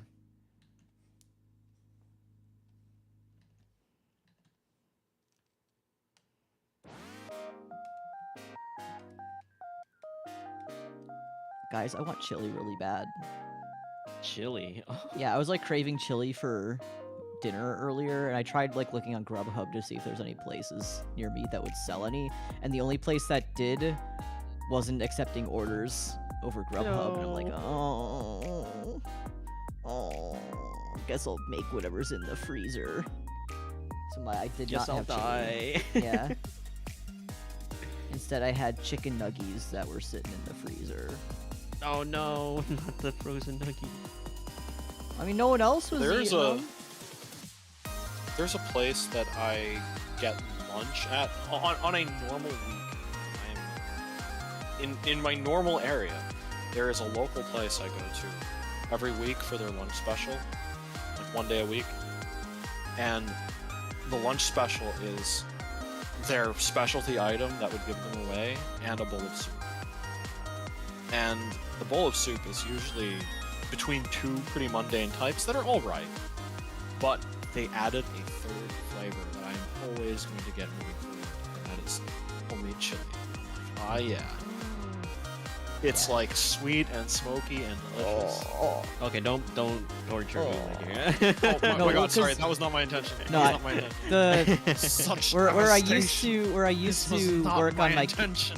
where I used to work with my kingdom duties used to be right across the street from a place that was really only open for breakfast and lunch hours. So every so often I'd go there to go for lunch because they only served like soup and sandwiches and a few other things. But they always had this really damn good chili. And whenever the weather outside was just right, just cold enough, I'd go over there and be like, yeah, give me a bowl of that chili. Put the sour cream and the cheese in it. Oh, it's so fucking good. It's so good. That's delicious. I really appreciate how clean your line art is. Thank you. Disappear now, but I hope you have a lovely day. You too. Thanks for stopping by, and thanks again for the follow. What did Centaur say on YouTube? If only Dragalia Christmas Lost was tournament? still around. Oh yeah, man, that was a good game. That was a good game. Centaur, it might be good to know that Pi Games, the company that made Dragalia, is releasing a game in the Grand Blue universe with the same gameplay. Same gameplay on PC and PS4. There is no crossplay, but it is the same style of gameplay, and we do know that there are some small references to Dragalia and Grand Blue, so could be interesting. At least it plays the same. Yeah. And in case you didn't know, you probably do know, but just in case you didn't, there is a version of the app that is being hosted on like fan servers, if you can find it. It's called Dragalia Found. So while there won't be any new content, I think everything is unlocked, and you can play through the story and like all the events Oh, that's cool. on this fan server. Yeah. And props to Either fans. it's on a fan server, or it's either it's on a fan server, or it's just an offline version that they've like turned everything off and enabled all the events. Man, props to fans who, are able to go through and Mhm. get all the resources and assets to do stuff Oh, like wow. that. Dragalia was a game worth preserving, I think.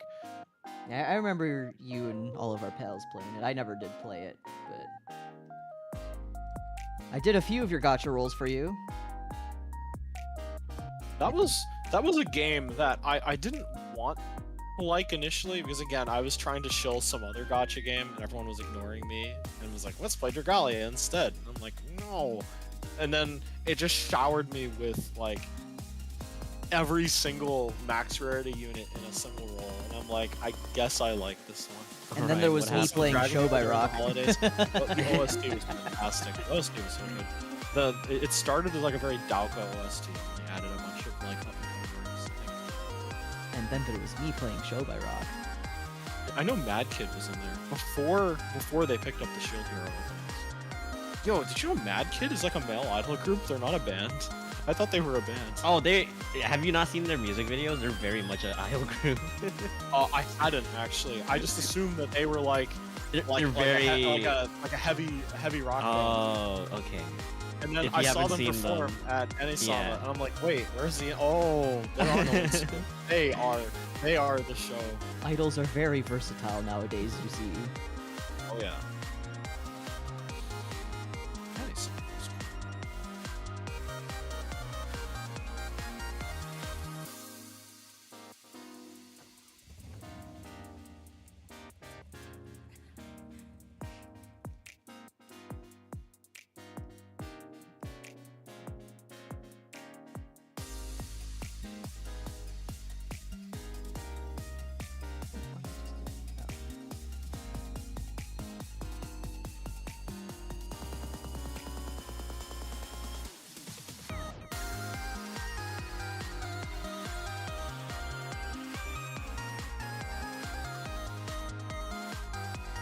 So Ori, I have a $50 Nintendo gift card Oh, that I haven't spent. What should I get? I was thinking maybe $50. Mario Party, because I don't have Wait, that yet. hold on. Do you have to spend it on the eShop, or can you spend it on like Nintendo.com as well? I'm not sure. I think it goes into my Nintendo account anyway. Okay, check and see if you can, because the meta play, right, is to buy the $100 Game Pass on $100 Game Pass on Nintendo's website, because you can redeem that for 2 first-party Switch games. I redeemed it on Tears of the Kingdom, a $70 game, and Splatoon 3, a $60 game, which I saved $30. The thing was, I went to Costco and I did the $90 for $100 of Nintendo gift cards, and it worked. So I essentially spent $90 for $130 worth. He's cheating the system. It's super worth. It's super worth. Yeah, I guess they are compatible on Nintendo.com. Nintendo. Yeah, I say that because my sister's very excited to potentially play video games with me this coming weekend, Not bad. but she doesn't have a Switch. So I'm like, well, the only multiplayer games that I have are Mario Kart and Clubhouse games. Clubhouse games is good. Let's see what else is on my Switch. Have you played Snipper Clips? Do you own Snipper Clips? Snipper Snipper Clips. That Clips. game is Clips fun is as hell. fantastic. Yeah. Super Mario 3D World has multiplayer in there, which you could share half a controller. Mario Kart 8, fantastic. Oh, I guess I do have the Switch Online stuff, like virtual console systems. Yo, you can play Pokemon Stadium minigames. Yeah.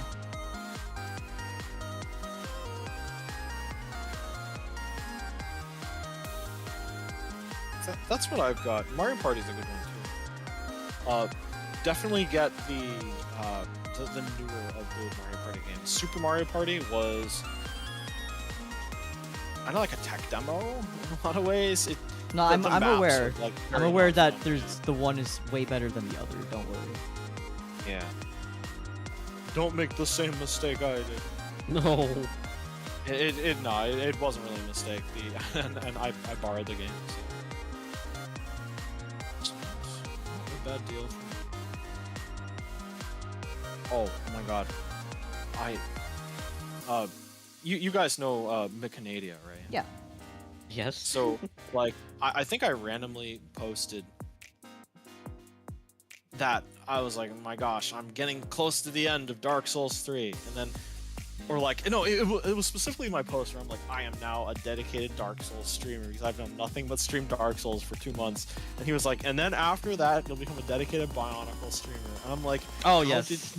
how did he know that I was thinking of playing like the classic Bionicle adventure games from Lego.com Certified mind circa reader. 2002? Was it 2002? It was probably like 2004. There were some damn good Flash games way back in the day that some of them have been preserved. Yes, Bionicle, let's go. Let's go. I should do a Cartoon Summer Resort playthrough. Yo. Do you guys even remember Cartoon Summer Resort? It rings a bell, but I am blanking a bit. Ancient Cartoon Network web game that had 4 different parts to it, and each one you played as like a different main character, and they're all based on like the cartoon block of cartoons. So you'd have the Powerpuff Girls, you'd have Mike, Lou, and Og, you'd have Johnny Bravo? Johnny Bravo, Dexter, Robot Jones, all that whole cast of who's whatever. And you'd be on like a little vacation resort island, and you'd have to solve all the things that are just going wrong. Like in the one, you had to fix the pool. In the one, you had to save all the animals from a volcano. In the one, you had to open up the disco hall. And like, it was basically the same like setting for each one, but each one also had different puzzles you had to solve. And it was very fun. Oh, okay, that's actually pretty neat. And I think if I remember correctly, I think like if you ran into a crab, you'd get teleported somewhere else or something like that. Oh no. The game was fun. I just wonder how many of those things got. How many of those classic Flash games got preserved?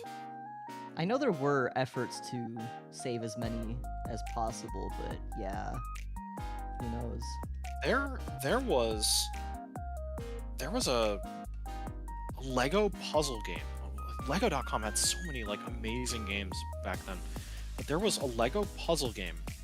Actually, there were a few, but two of them that stuck out to me in particular was there's this one called Dreams, where there was like a little Lego minifigure that's sleepwalking, and he's like bumbling around while sleepwalking on like this floating platform, and you need to drop bricks in front of him so that he'd like change direction and ultimately end up in his bed, where when all of the walking sleepwalkers return to their own beds, the level ends and you're scored based on how many moves you took that round or something. And it was just called Dreams. So when I look up Lego Dreams, it's like I'm fairly certain there's like a brand of Legos right now called Dreams. So it's so hard to find. Oh my god. It has nothing to do with that. No, my brother was actually digging into like Lego history. I think he preserved some sets that we had that Oh, that's cool. were quite valuable, actually. Yeah, like I think there was like an obnoxiously large Exoforce set that was like the facade of a mountain, like a gateway, and there's like this big mech that's I remember Exoforce. yeah. The only Legos This I big ever got evil were my mecha. dad's hand-me-downs, which were like from like the fucking 70s or something. I mean, it's still fun. It's still fun. Like you don't even need theming a lot of times to make Lego Soldier fun. But like, apparently this set is like kind of hard to come by, and I got it at like 75% off because they were trying to clear it out of stock at the Lego store. It was like a not very popular set because it was based on like a war machine from the bad guys instead of one of the cool mechas for the good guys. But the thing is one of the there is actually like a human mecha in the set, but it isn't the main focus or something. Yeah. So apparently the parts for that set are kind of hard to get a hold of. My brother was like, "Yo, we have that one, right? That'll save some money." I was like collecting those. Even though it was mostly money I spent. That was my Christmas money.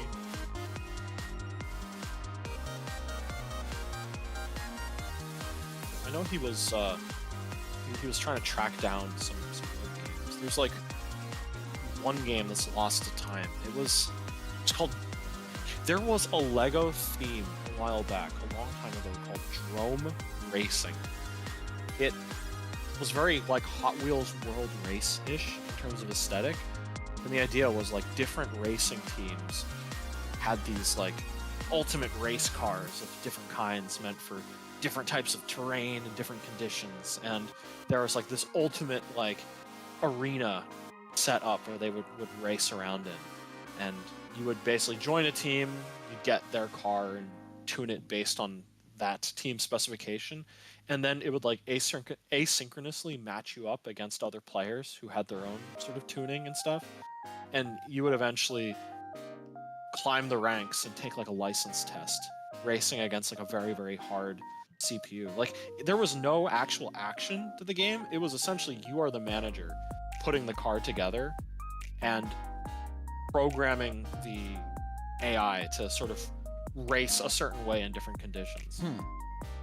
And every time you ranked up, you had access to more parts, more courses, and you could fight harder people. Yeah, it was cool. Drome Racing Challenge, it was called. But yeah, apparently if you reached the super top rank, you could join a team that you could join an exclusive team and sort of like prestige using cars that no one else had. It was cool. I think I made it to like right before then, but ran into a roadblock because not enough people had cleared the license test to the second highest rank, so I couldn't actually find matches against people. So I couldn't actually climb to the top of the highest rank. Yeah, I was stuck because when there wasn't anyone to race against, there would be like a buggy computer that you can select as an opponent that would always crash the browser. So, That sucks. unfortunate. Yeah. It was a different era for games. I miss those like incredibly in-depth games on the LEGO website. There's like full-on RTS games. Stuff where you could build like the Mars exploration theme pack had one where you could play as aliens or humans or something. You essentially played Command and Conquer in a web browser, and I'm like, how did this even run on my parents' computer back in the day?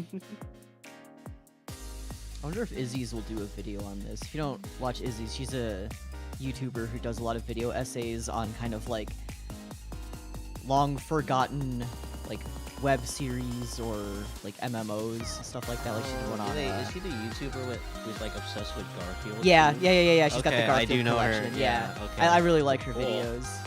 I would really like to see something like that. I mean, she because- takes recommendations, so if you comment saying, "Hey, Lego might be a cool one to do," doesn't hurt. Yeah.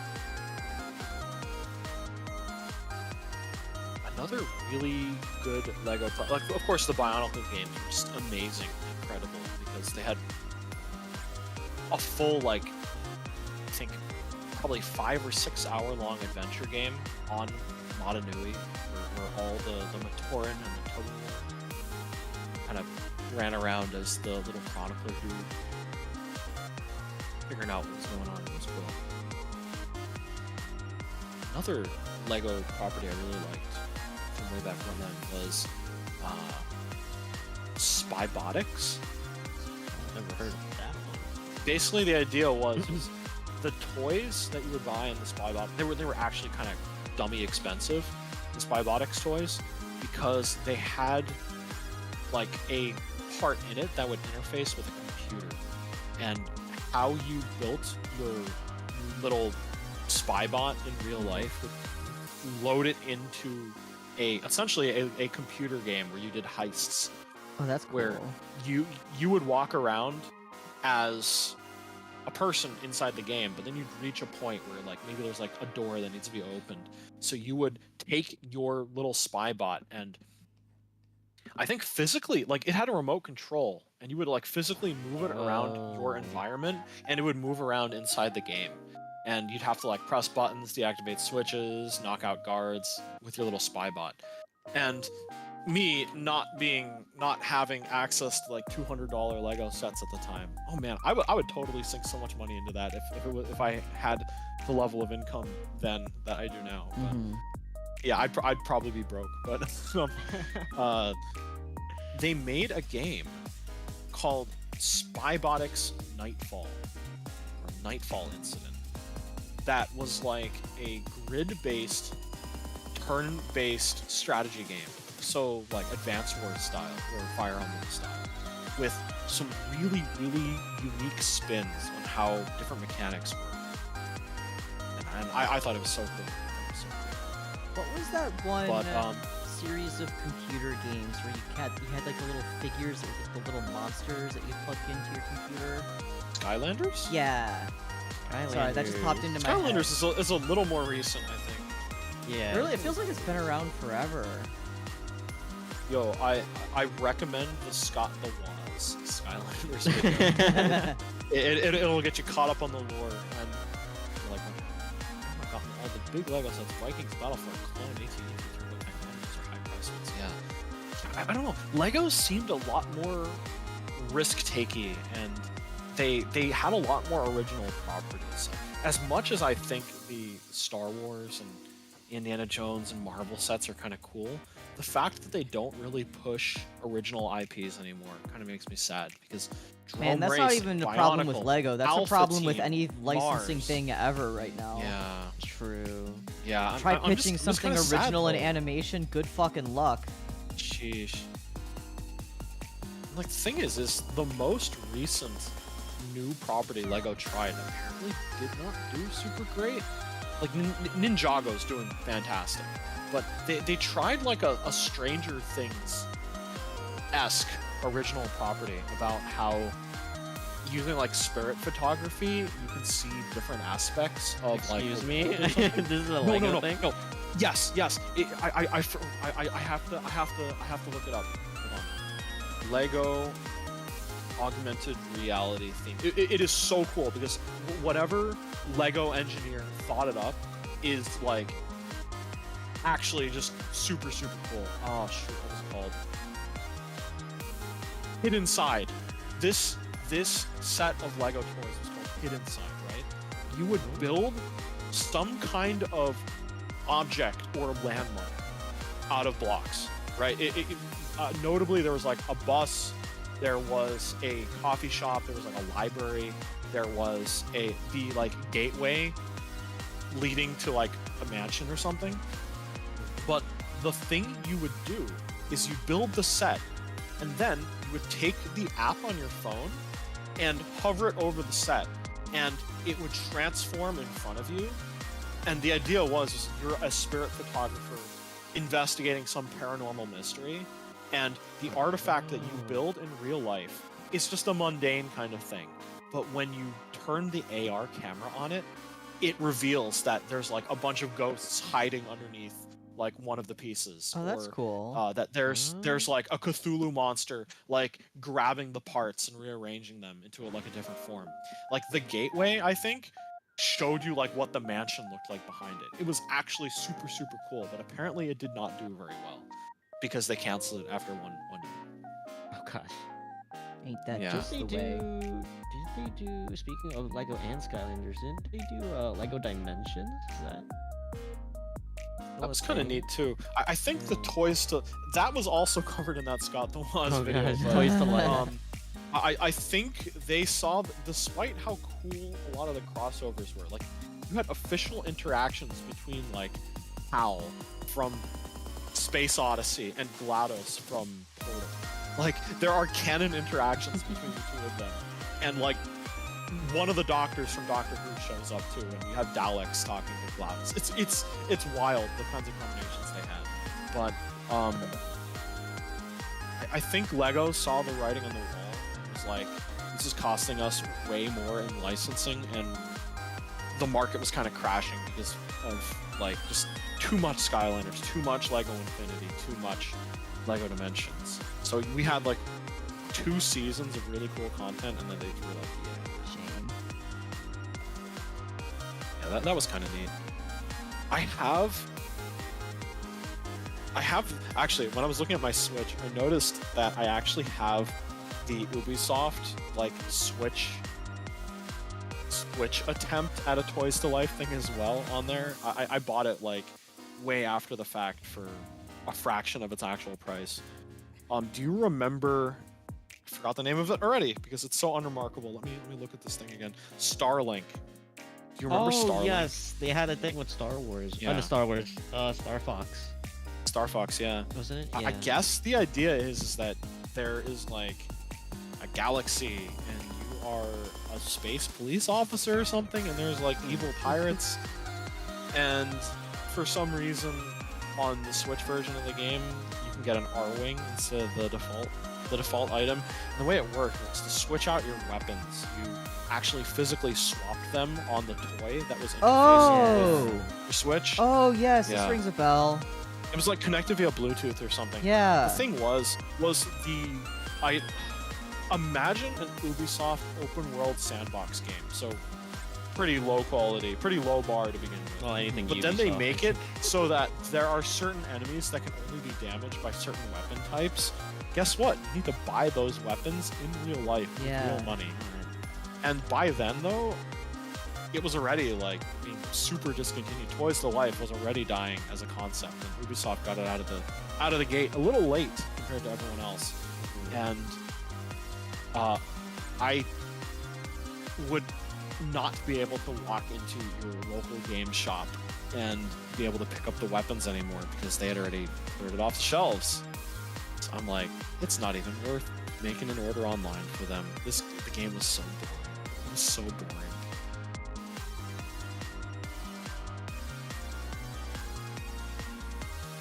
Maybe it would have been fun for a kid, but it was essentially baby's first Ubisoft sandbox kind of game.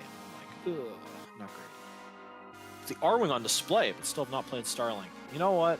Save yourself the 3 gigabytes of installation on your Switch and just keep the R-Wing on display, because that's all you really need. Man, Star Fox is a series that's been places.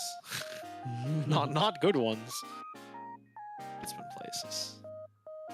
Yo, Webkins though. Webkins? Yo, Webkins though. Webkins, I remember. I think my brother had a Webkins. I had He so like many a fucking dolphin. Webkins.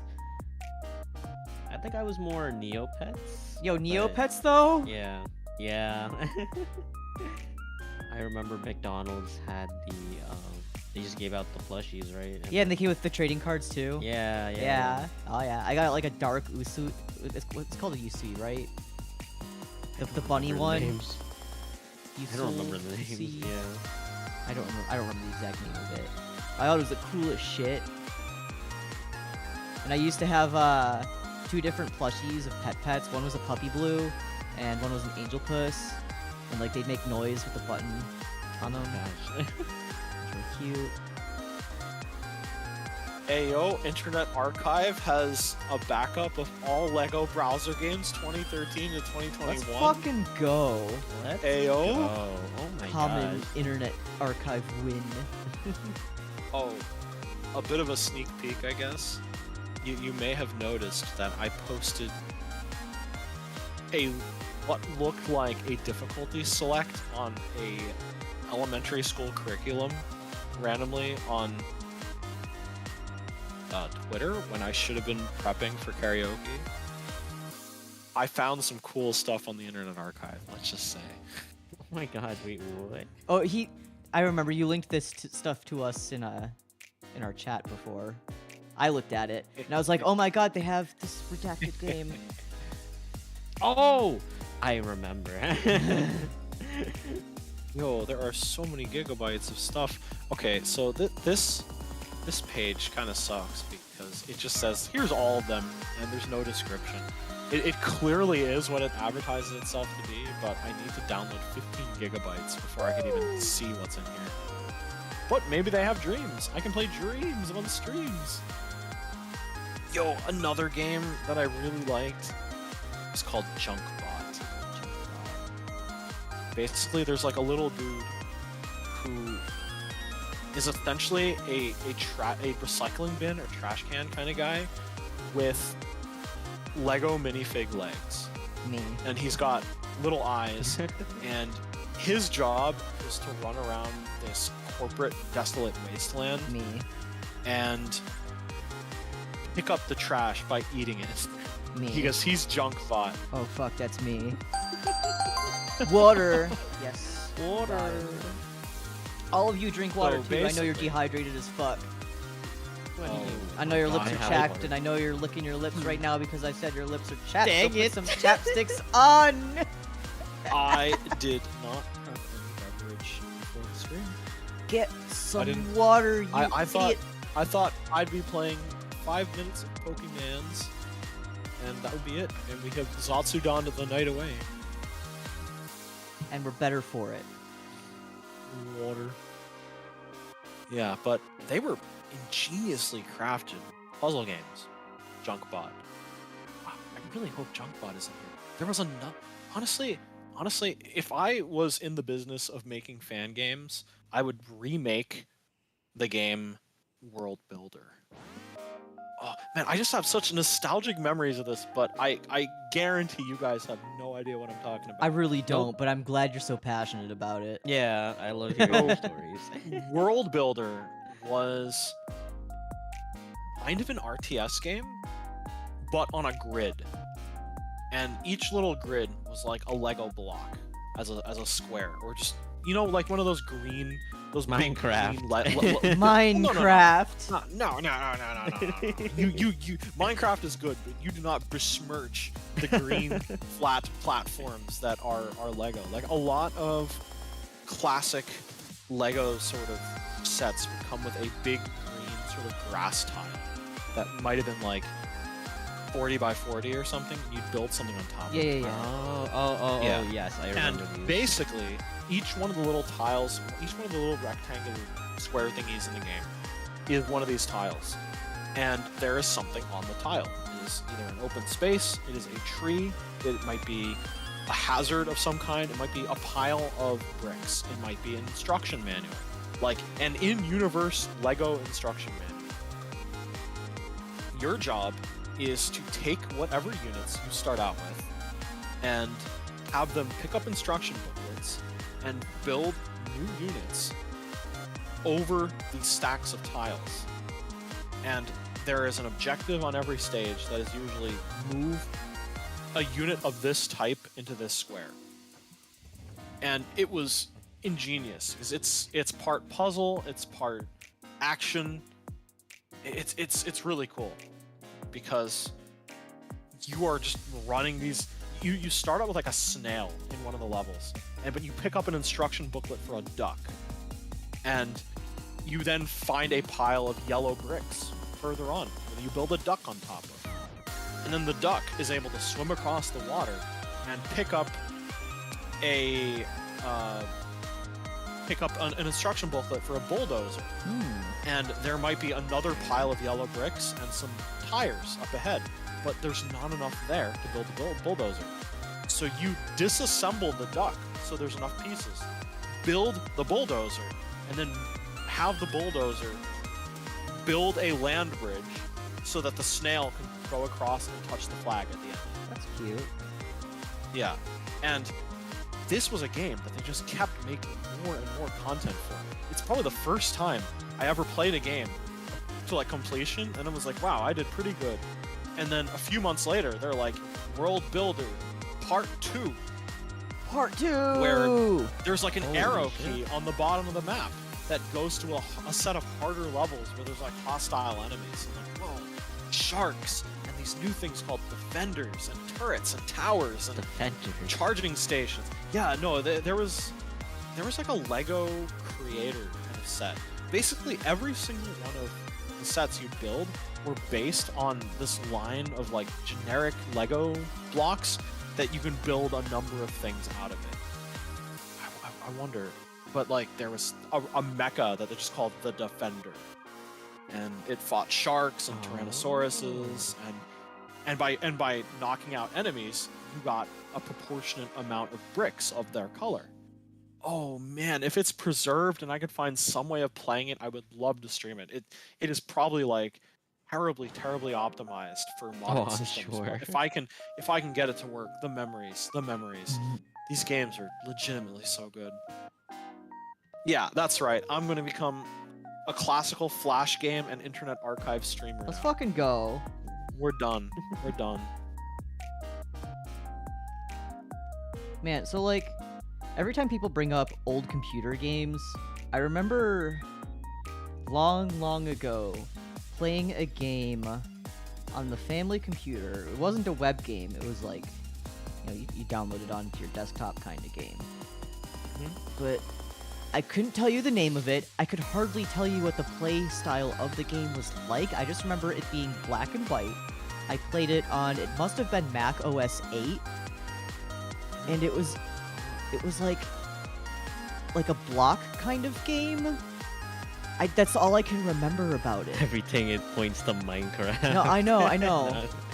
Like there was some sort of like creation / thinking aspect to it.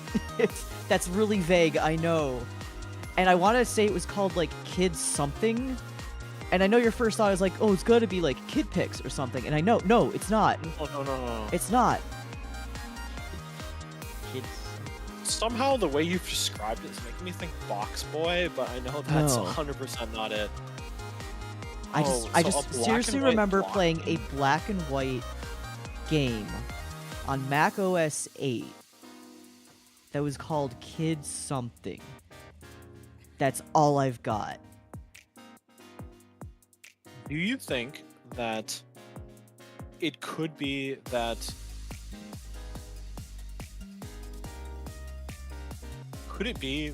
the Mac you were playing it on could not process colors? Or rather, could not process... I know some games could run on both Windows and Mac way back in the day, but there was some sacrifice of some kind when it was on the non-primary console. It's Non-primary system. it's possible. I don't I really don't know. Like, I'm not saying that this game wasn't also available on Windows. I'm just saying I remember playing it on a Mac. And this was like the very first family computer that we had. And I remember No, because Like, I no can't way in remember heck if it it's was Limbo, this right? computer or the computer we got after it that I would go on to play other games on. That those games were definitely in color. And it is one that you've downloaded, right? It was some of the game you downloaded. I don't remember me specifically downloading it, but it was not on the web. It was like you'd open it up from the desktop. Right. So maybe it was like installed via Yeah. CD or something. And like I've looked on websites that are like, yeah, we archive all sorts of old software and all that. I've searched all over for it. I just don't see anything that rings a bell. Like the closest thing is KidPix, and I know it's not KidPix. And I feel like I'm losing my Yes, you goddamn have mind. Like I've just like history. dreamt up this experience that I had, which I guess is entirely possible. And like I've lived in this delusion of thinking I played this game that I maybe even didn't for so long that I've just come to believe it at this point. It's possible. But every time like people talk about old computer games, I'm like, man, I remember this thing, and I feel like I'm going insane over it. Have you heard of? It's not Spelunks, right? No, I don't think so. Okay. Because like other early games I remember playing on the Mac, I played Bugdom, which was specifically for the Mac. That game was fun as shit. I played several different Reader Rabbit games. Also, Yo, on Reader the Mac. Rabbit. I fucking love Reader Rabbit. I'll play Reader Rabbit games. Yo, I'll play mod Reader the Rabbit. data pack so that it gives me like calculus questions. Maybe there is like a Reader Rabbit like college edition out there somewhere. Who knows? Yeah. Well, since when did they decide that games should, or education should stop being fun? Why do all classic educational games stop at the 6th grade? Are you just an adult now at 7th grade and just aren't allowed to have fun anymore? Yes. Society. What the heck, man? Go do your homework, punk. But this is my homework. I would totally play like good educational games about calculus. Actually, there was a math blaster, pretty advanced math blaster based on like logic. And I remember being really bad at it and also really scared because it had a pretty unnerving haunted house aesthetic. Oh no. Yeah, and a lot of Math Blaster games usually are about, you know, the actual math blasters, the green aliens who do math problems, but a lot of the later ones aren't about them. In 7th grade, the only edutainment you get is Call of Duty. Oh, Oh my god.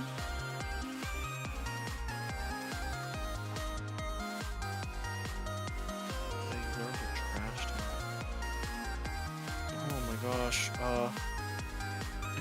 You remember it being a like kids game, right? Yes. Classic Maybe I'll like kids. maybe I'll ask my dad about it when I see him over the holidays, because he was the one who was mostly in charge of the family computer. It's just I have I'm to guessing say, we don't have access to this computer anymore. I don't think so, because this would have been mid 90s. Mid to like I guess no, it would have been like very mid 90s, 95, 96. And I think in 98 is no. when we got our when did the Gen 3 iMac came out? Because that was the second. That's the colorful Macs. That was the second family computer we had. Wait, I literally just asked this, but I forgot the answer. It was edutainment. Think so. We're going off Oh of my a God. very vague memory here. I just found a YouTube video called "My Virtual online games I played as a kid, nostalgia. It starts in 2009.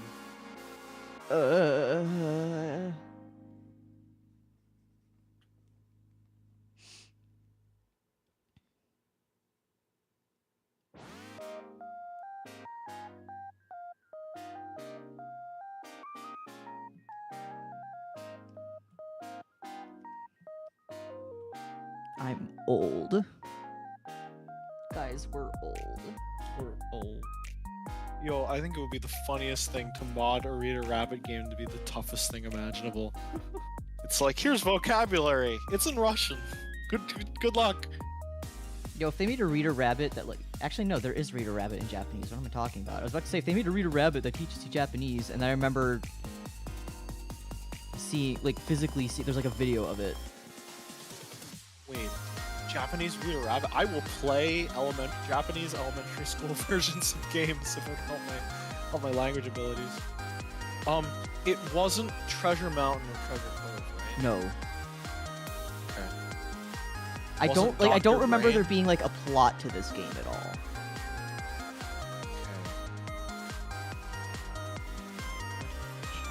Yo, don't we know some people that are playing some pretty classic kids PC games? Maybe we can crowdsource this. Maybe we can find. Maybe we can find out. r/lost media. Help.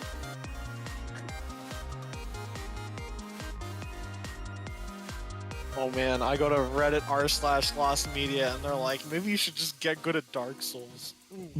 What?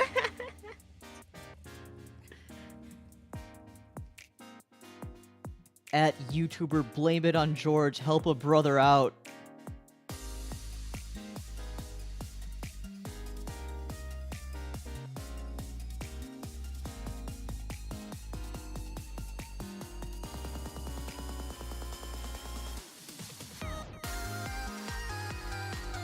Found an image. For some reason just says, contains 100 monkeys. And it's just two very unamused kids holding onto like those plastic barrel monkeys. There's like a little pin in front of them.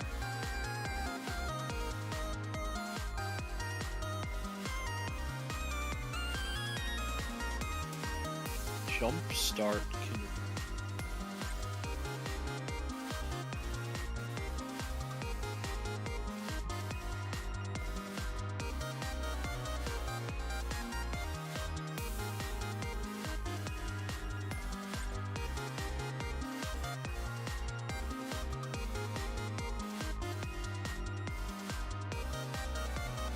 Oh, this is promising.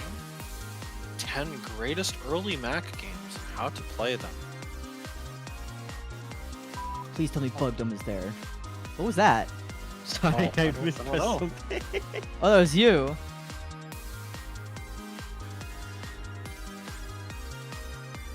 A lot of these games are actually black and white, which ends up. Bugdom isn't here. No Bugdom? Oh no. Who are these hacks? I should play Bugdom. I don't even know if I could get Bugdom to work on this computer. I mean, it did have a PC version. It's not Dark Castle, right? No.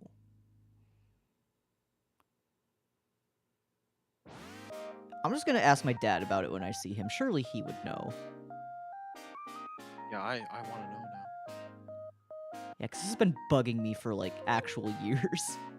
It's just I don't have anyone to scream about it to because who the fuck owned a Mac? Let alone one so old. Because this is... Imagine that. I don't even know what kind of Mac it was. Yo, Mac games on a browser emulator? Classic Mac games? From Wired.com. Title of the article. Ah, yes. Ah, yes. Subtitle. You can now play old Mac games on your browser.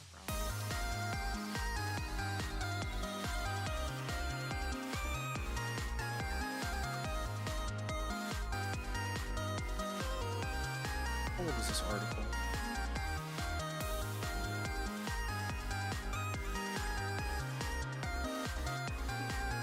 where is the link? Hello, Wired Writer. Where is the link?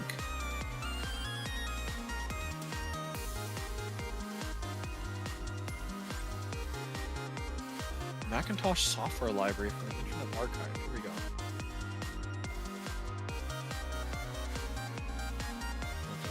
I think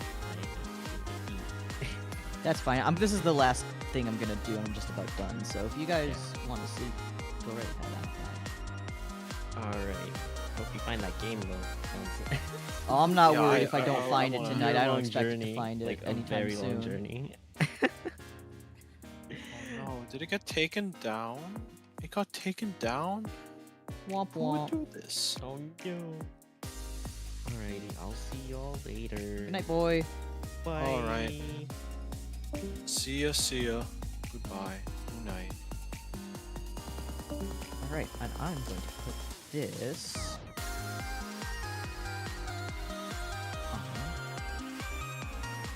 And they left me. I thought just Sele was leaving. I guess Ori's gone too. Jerk. They hate me.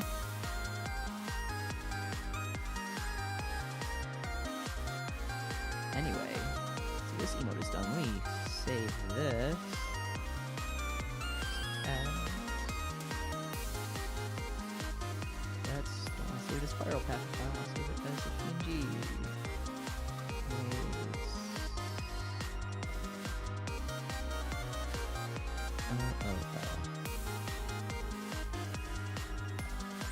Okay. Let's hop over to my browser. Go to twitch.com, twitch.tv, boards, emotes, upload, show all files. Then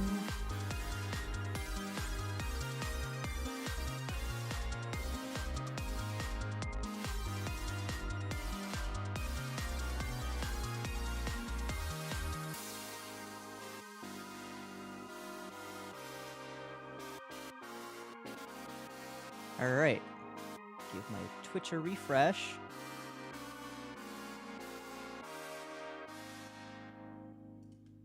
Check my panel, open the menu. Yep, and there it is. Woohoo! Sick. Awesome. Okay. Now that's the only other one I wanted to do tonight. 2 seems like a good amount to get done. One day I'll do the animated ones on stream. Ha ha ha ha. Do another safety save really quick. Yes. Cool. So now I have a total of 5 emotes. And now a little bit more practical ones at that, which is great.